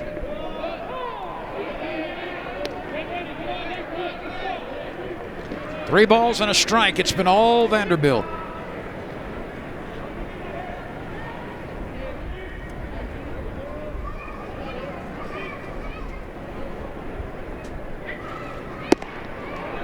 That's a good pitch by Hilliard.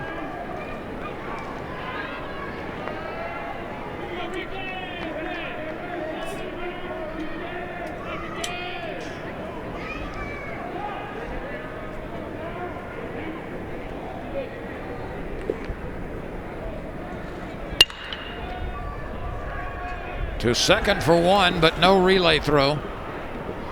Bradfield, wow, scoots as well as anybody down the line. I mean, anybody else in college baseball, they're probably out at first. At minimal, it's a bang-bang play. But watch right here. 4, 6, and then stick it in your pocket. Now, I think Thompson might have bobbled it just a hair, like trying to take it out. He didn't have the smoothest transition, but Bradfield gets down the line in the blink of an eye. And it's now 11-1.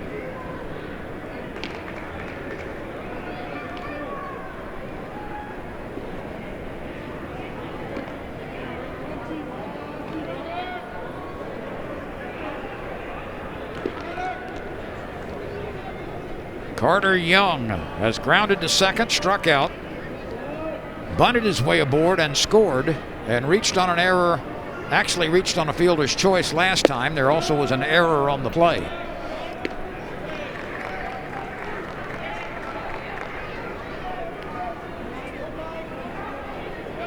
Did you know that former NBC newscaster David Brinkley was a graduate of Vanderbilt? I do now.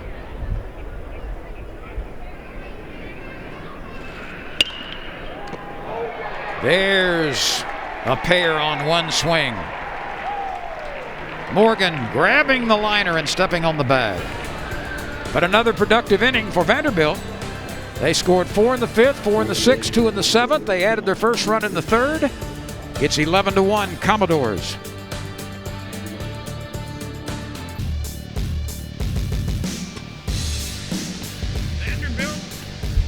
Vanderbilt has rolled up an 11-1 lead over LSU. Rocker's night is over, so he leads with an 11-1 lead. And he's replaced by Sam Hilbaki. Here you see Hilbaki's numbers. They're very good. 2.76 earned run average. He's worked 16 in the 3rd innings. He's punched out 17. Strikeout per inning. Only walked 4, so a 4-to-1 ratio, and giving up just under a tick. 1 hit per inning. His last appearance was 3 innings at Missouri on the 25th of March when he gave up a couple of hits, but no runs. He walked 1 and he struck out 1. You know, a lot's made about obviously the top of the rotation when you're talking about Rocker.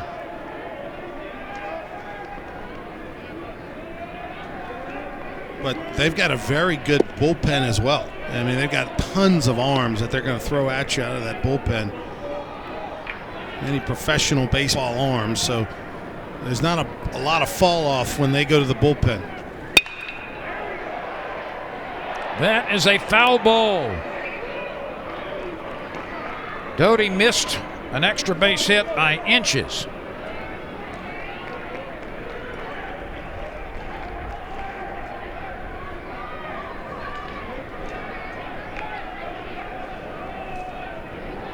So Kumar Rocker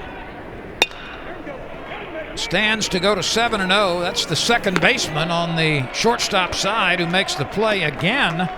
The shifted infield was in the right place to get it done for Vanderbilt. That's 3 times, Ronnie, that they've taken away base hits by LSU hitters. That's the second baseman up in the middle right by the umpire. There's no, I mean, he's not anywhere near the second base bag, and that tells you they've watched the analytics, they've got the charts, they know he doesn't hit the ball the other way. And, that's something that Doty kind of always did was spray the ball to all fields. But this year, with the power numbers, has come a little bit more of a concerted effort to pull the baseball. So you kind of take the good with the bad with the 8 homers that he's hit this year. Cade Doty is 0 for 3. All 3 have been groundouts. Here's Cade Beloso, who's 0 for 2, with a strikeout and a fly ball to right field. So Rocker is in good stead to win his 7th decision of the season. In this, his 7th start. Third baseman drifts around and makes the play. Gonzalez is there.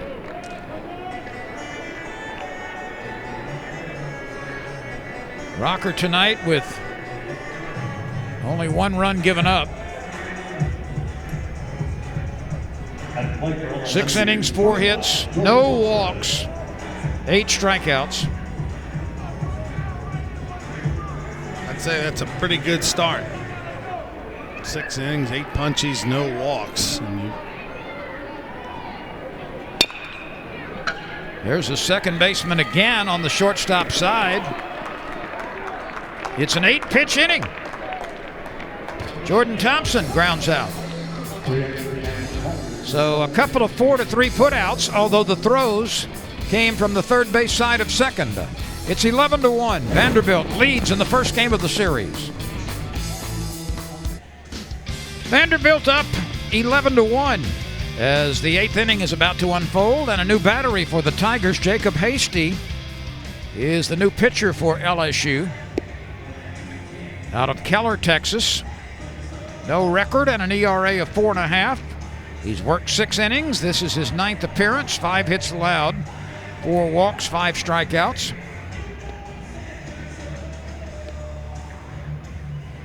And the new catcher is Wyeth. So he has replaced Milazzo.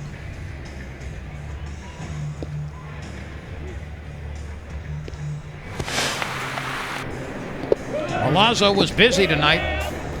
Yeah, he was. Early on, Landon Marceau was throwing a ball, break a ball in the dirt a bunch. Had some success. And Milazzo did a nice job of blocking some balls, but now that the game's gotten a little out of hand, they're going to go to the bullpen. Wyeth comes in to catch. Hasty goes in to pitch. So a few changes for the Tigers. Leading off the Vanderbilt eighth, first baseman Dominic Keegan.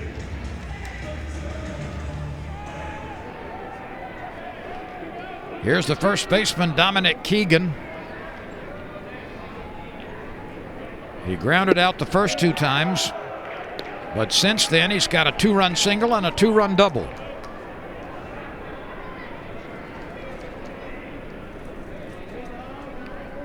We've got games from other SEC venues to pass along.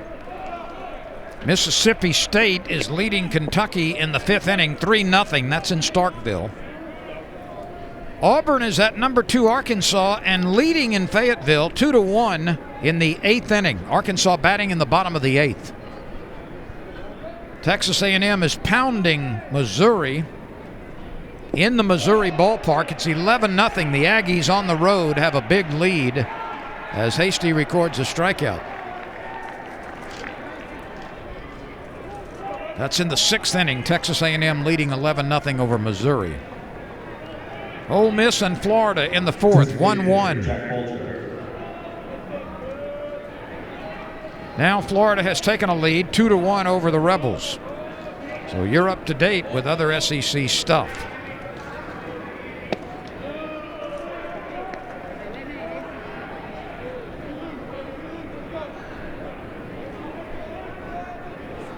If Florida holds on and beats Ole Miss, that would give the Rebels their first loss. There's time for Morgan to get it to Hasty, and they complete it. So Bulger is retired. First base to pitcher covering. Jacob Hasty coming out of the bullpen, he doesn't have a large sample size. It's only the 9th appearance of the year for a total of 6 2/3 innings. But opponents are batting around 170 against him this year. And it's given up less than a hit per inning. So that's pretty decent numbers as LSU's still trying to find who their lefty is out of the bullpen that can give him an inning or two here or there.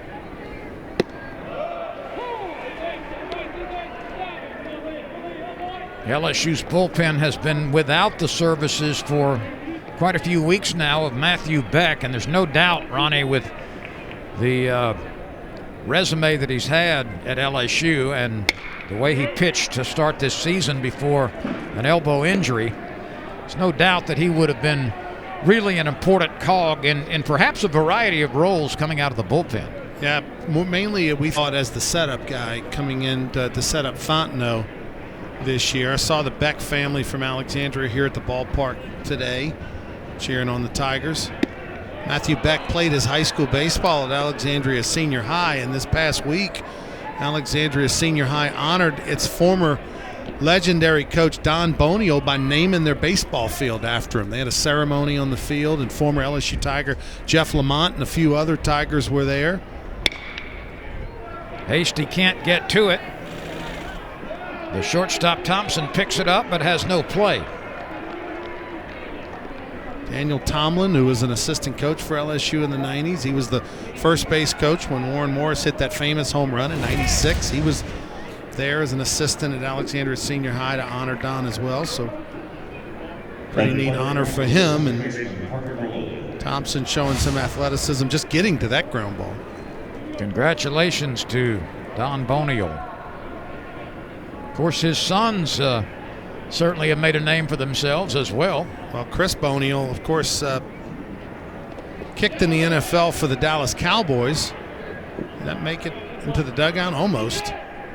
It played at Louisiana Tech and then pitched for the Cow. But then his baby Bones, Michael Bonio, worked at LSU for a long time as an equipment manager for the football team. And now that the statute of limitations has expired, let me tell you, if you want a Skip Bertman uniform from 1989, well, no, the 90s. He was late 90s. He was his era. Well, he'll go back. He'll find one. Like all good equipment the managers. equipment managers have a warehouse somewhere. Yeah. They've got one, and you name it, you can get it if the price is right.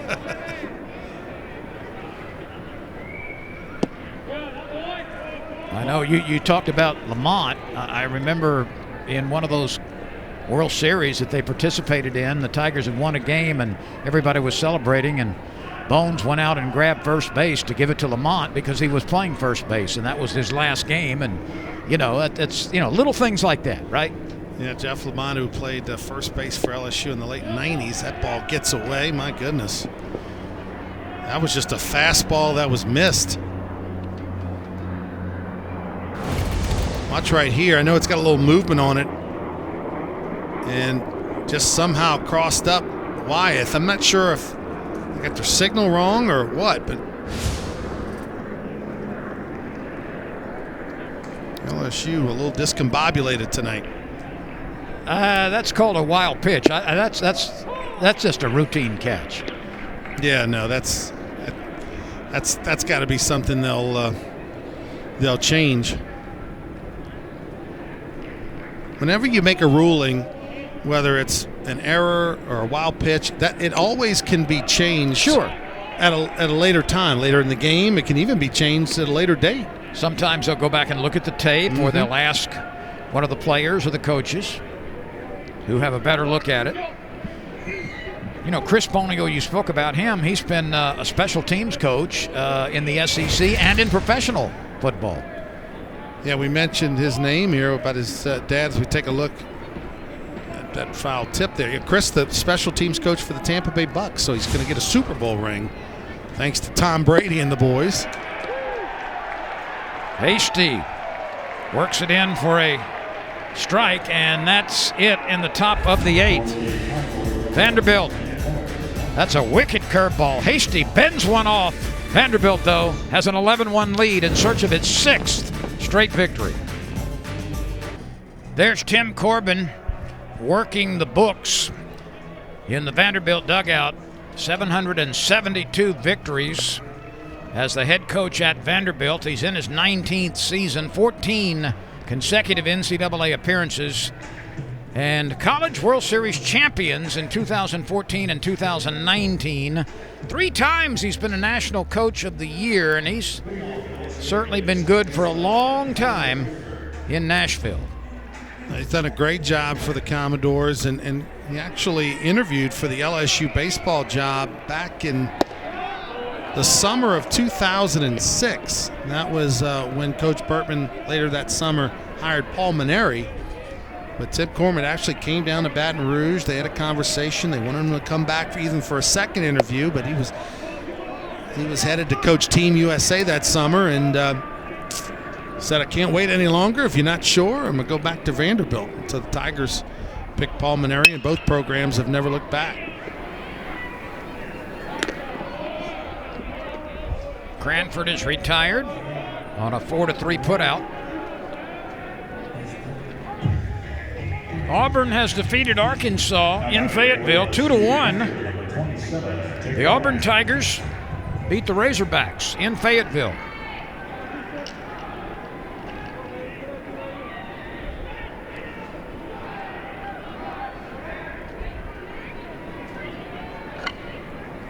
Wyeth at the plate.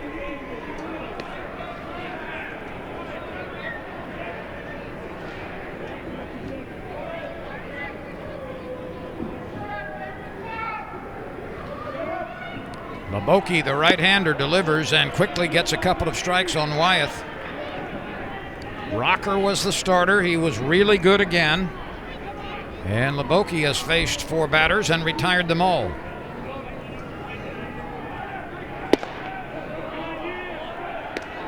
"11 runs, 14 hits, no errors for Vanderbilt. 1 run, 4 hits, and 1 bobble for LSU. 2 balls, 2 strikes on the LSU catcher, Jake Wyeth. Milazzo had a couple of at-bats and struck out twice before Wyeth entered the game. That one is cranked a little bit wide.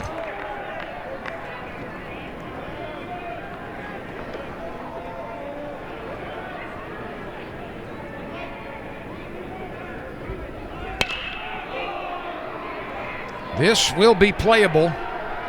Right fielder is calling for it. The ball is blown his way.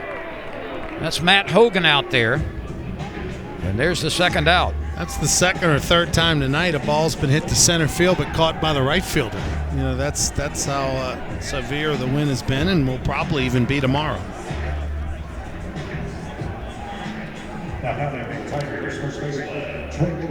Vanderbilt tonight at the plate, 14 for 35. That's a 400 average. LSU is 4 for 27.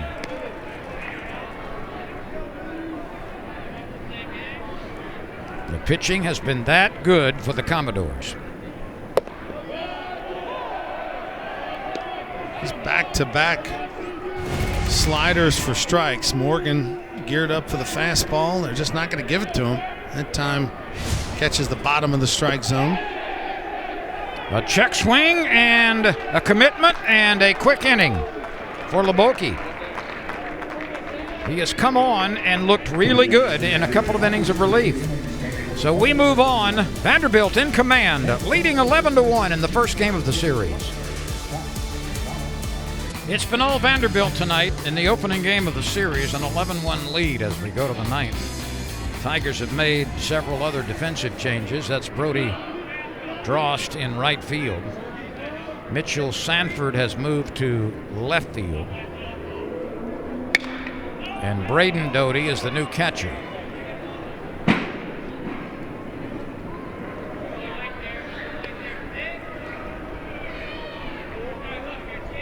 Braden Doty, the older brother of LSU third baseman Cade Doty. Both graduates of Denham Springs High School.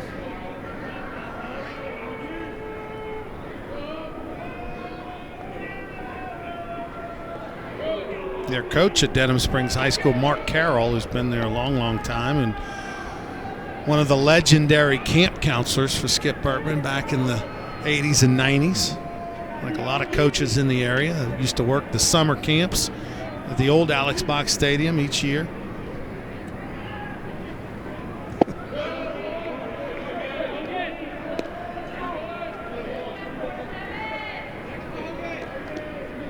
Coach Burtman, I believe, used to pay him in beer and pizza, Lynn, for like a week's worth of wages back then. They were happy to do it. Just volunteer labor, just like our former LSU Tiger and a buddy of ours and a guy who hit the last home run at Alex Box Stadium, Buzzy Heidel. Mm-hmm. You know what he's going to be doing next week? He's going to be a marshal at the Masters. He's going to work all week for free at the Masters. He just got notified like about a week ago that he's going to be in Augusta alongside former teammate Mike Hollander. Both of them are going to be marshals. That's nicely done. 4-3. Cranford to Morgan.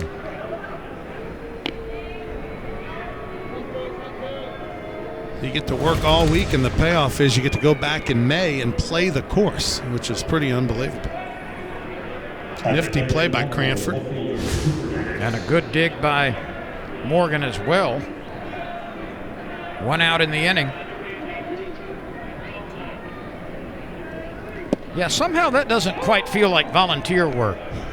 When you work one of the most traditional and prestigious golf tournaments in the world, and then you get to go back and enjoy it on your own terms a few days later. Yeah, it was about a month later. So for all the volunteers, all the marshals, which, believe me, there's a long list of people that would love to work the Masters, so it's a big deal to just get picked. And kind of it's like a government job. Once you're in there, they can't get rid of you. So unless he messes up and yells, 4 in their backswing, he's probably going to have that gig for the rest of his life. Get to play Augusta National every May. They bring all the marshals back for like 2 or 3 days. You get 1 round of golf complimentary at Augusta National, which is amazing.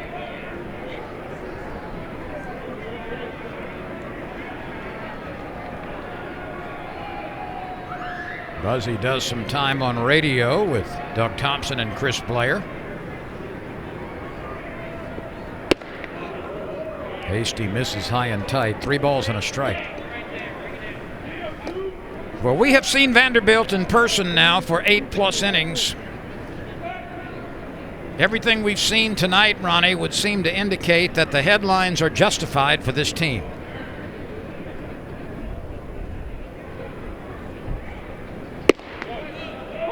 Ball. No, that's a strike.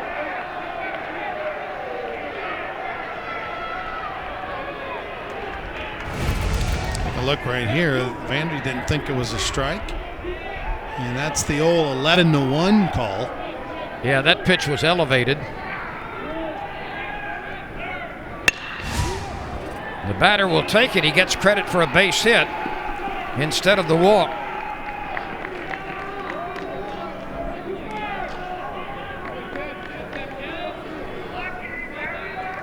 That's the first base hit tonight for Davis.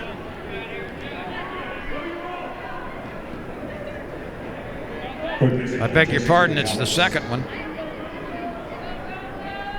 He's driven in a couple of runs. And now Gonzalez comes to the plate. He's been really good at the bottom of the order. An RBI single in the 3rd. An RBI double in the 5th. A walk and a run scored, and then another base hit. So this young man at the bottom of the order is 3 for 3 with 2 driven in and 2 runs scored. His batting average has ascended to 338. This is from a 9-hole hitter.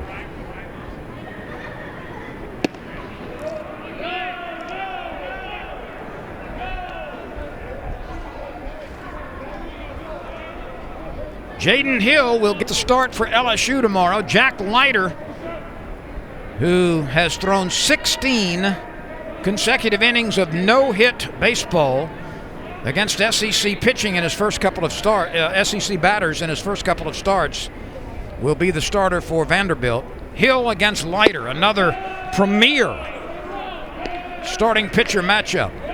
A.J. Labus on Sunday, that's a 2 o'clock game local time. Thomas Schultz, who's 2-2 with a 5.14 ERA for Vanderbilt, will take the hill on Saturday.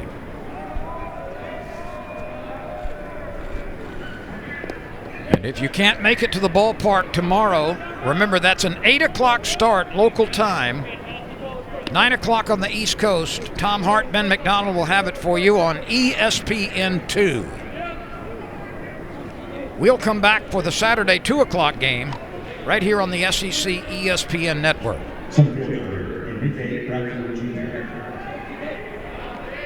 There'll be some premier arms on display tomorrow between Leiter and Hill. Well, this series has, of course, garnered attention across the SEC, but there's a writer here tonight from California for ESPN, the magazine.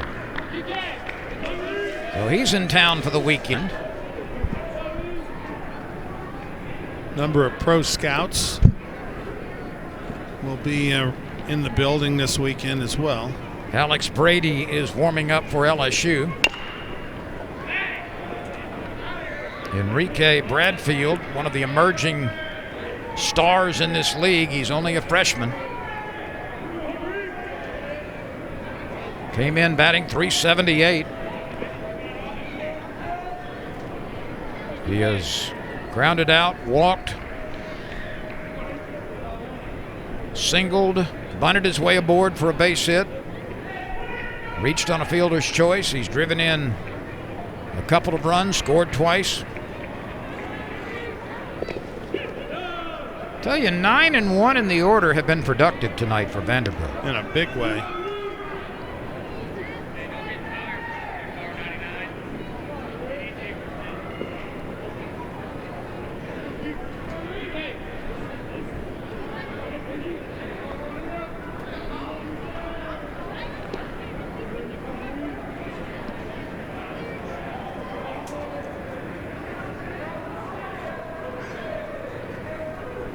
Bradfield is 13 of his last 26 at the plate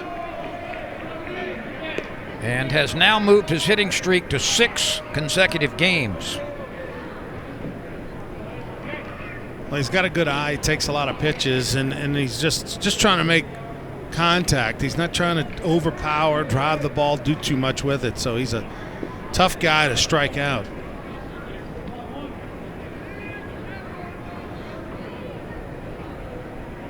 He's got more walks than strikeouts by 6 this year, which is exactly what you want out of a leadoff batter. His on-base percentage is over .500.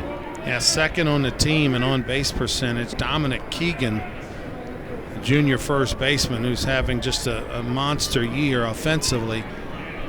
He leads the team with an on-base percentage, pushing .600 coming into this game. Hasty knocks it down, picks it up, and slings it wildly past first. Vanderbilt will add to its total.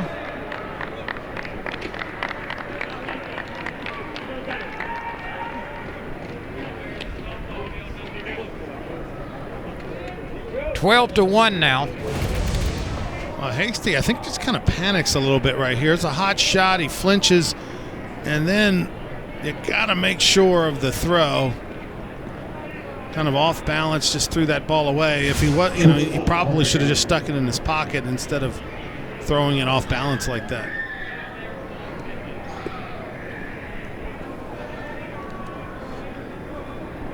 Now that is, to me, if I were official scorer, that's a base hit and an error. Yeah, I agree. What did they rule it? Haven't heard it yet. That's what they did rule it. Hasty waves at this one, picked up by the second baseman, throws over to first, bobbled at first base, and the runner is safe. That was one whale of a play by Cranford, but he threw it in front of Morgan at first base. Trey appeared to have it in his glove, and then it fell away. Cranford, nice scoop, throws it in the dirt. And that's one Morgan should have caught. He actually had it in his glove, almost. Pretty easy one to pick over there because it slowed down. It checked up so much in the dirt. It almost looked like a big hop towards him, but that's the second consecutive infield hit. It's the 17th hit of the game for Vanderbilt. And now Keegan, about whom you were just speaking, with that astronomical on-base percentage. He's 2 for 5 tonight. He's driven in 4 runs with a 2-run single and a 2-run double.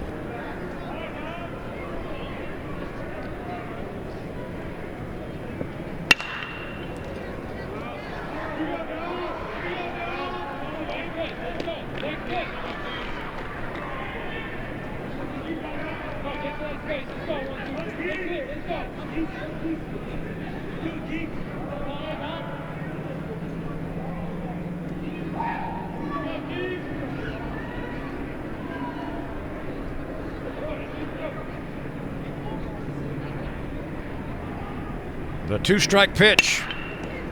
Slashed out of play on the right side, well up into the bleachers.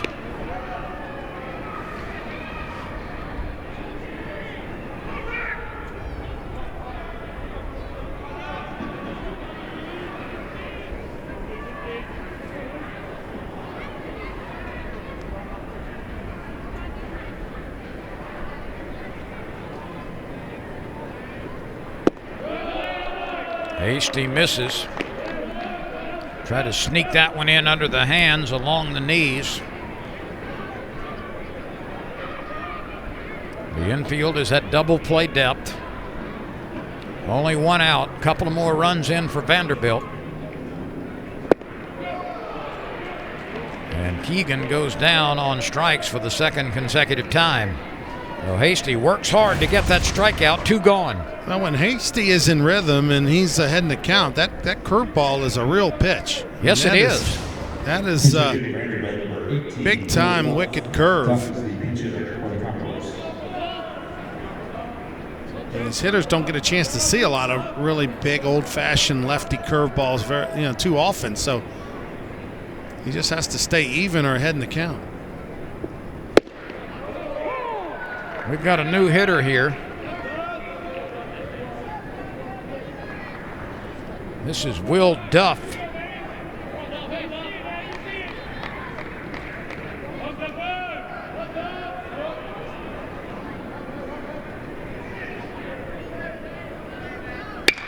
Duff goes the other way with it. It's gobbled up by Morgan. He steps on the base for the 3rd out. But Vanderbilt adds to its lead. We go to the bottom of the 9th. 13-1. The Commodores lead the Tigers. 13 runs, 17 base hits, no errors for Vanderbilt. 1 run, 4 hits, and a couple of errors for LSU as we play in the bottom of the 9th inning on a chilly evening in Baton Rouge. After normal attire was shorts and short sleeves for the last couple of weeks with temperatures up in the 80s on some days. It's, even though this is April now, it's back to some coats and scarves and long pants this weekend. But no rain expected.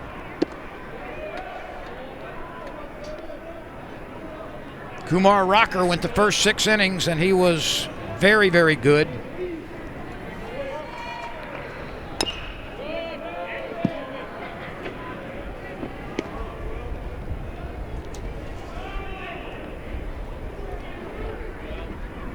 Sam Leboke has been really good in relief, too. Leboke going to get an opportunity for the old rare 3-inning save. That's true. He came into the game with a huge lead, but has been dominant in his previous 2 innings of relief.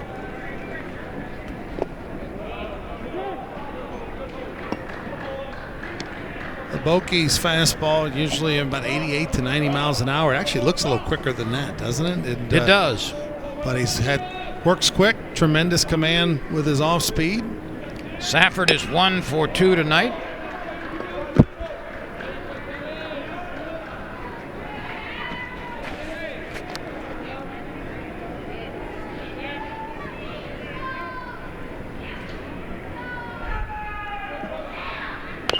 Drost and Sanford will follow Will Safford.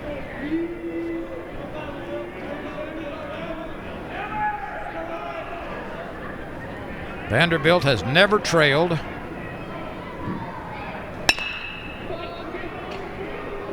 The shortstop is calling for it, and he makes the play. Carter Young snagging that one. Vanderbilt at one point had a 9-0 lead before LSU scored its only run in the 6th. And since then, Vanderbilt has added 2 more in the 7th and 2 more in the 9th.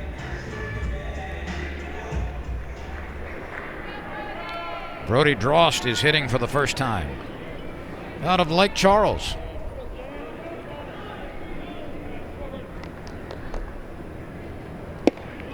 Strike 1 to the freshman.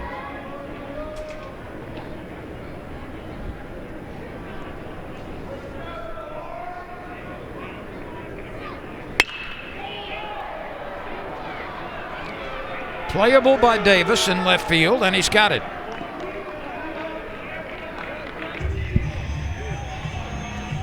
So 1 out to go for Vanderbilt in this, the first game of the series. It's been a tough start for LSU in SEC play. Yeah, on the verge of, as you mentioned, an historic slow start, 1-6. If they after tonight, and that hasn't been done since 1969. We saw one of the members of the 1969 LSU baseball team before the game, Dr. Simone, and wasn't thrilled to hear that statistic could come into play. The out is recorded at first base, and this game is over. So a very impressive start for this Vanderbilt team. And Ronnie, we said it a couple of times during the broadcast, from what we saw tonight, and it's a small sample size obviously, but this is win number 6 in a row for Vanderbilt. It's won 9 of its last 10, and from what we saw over the 9 innings tonight, this is a team that certainly is deserving of the number 1 ranking in the country right now. They're super balanced. They can field it. They've got excellent defense. They've obviously got some tremendous frontline pitching.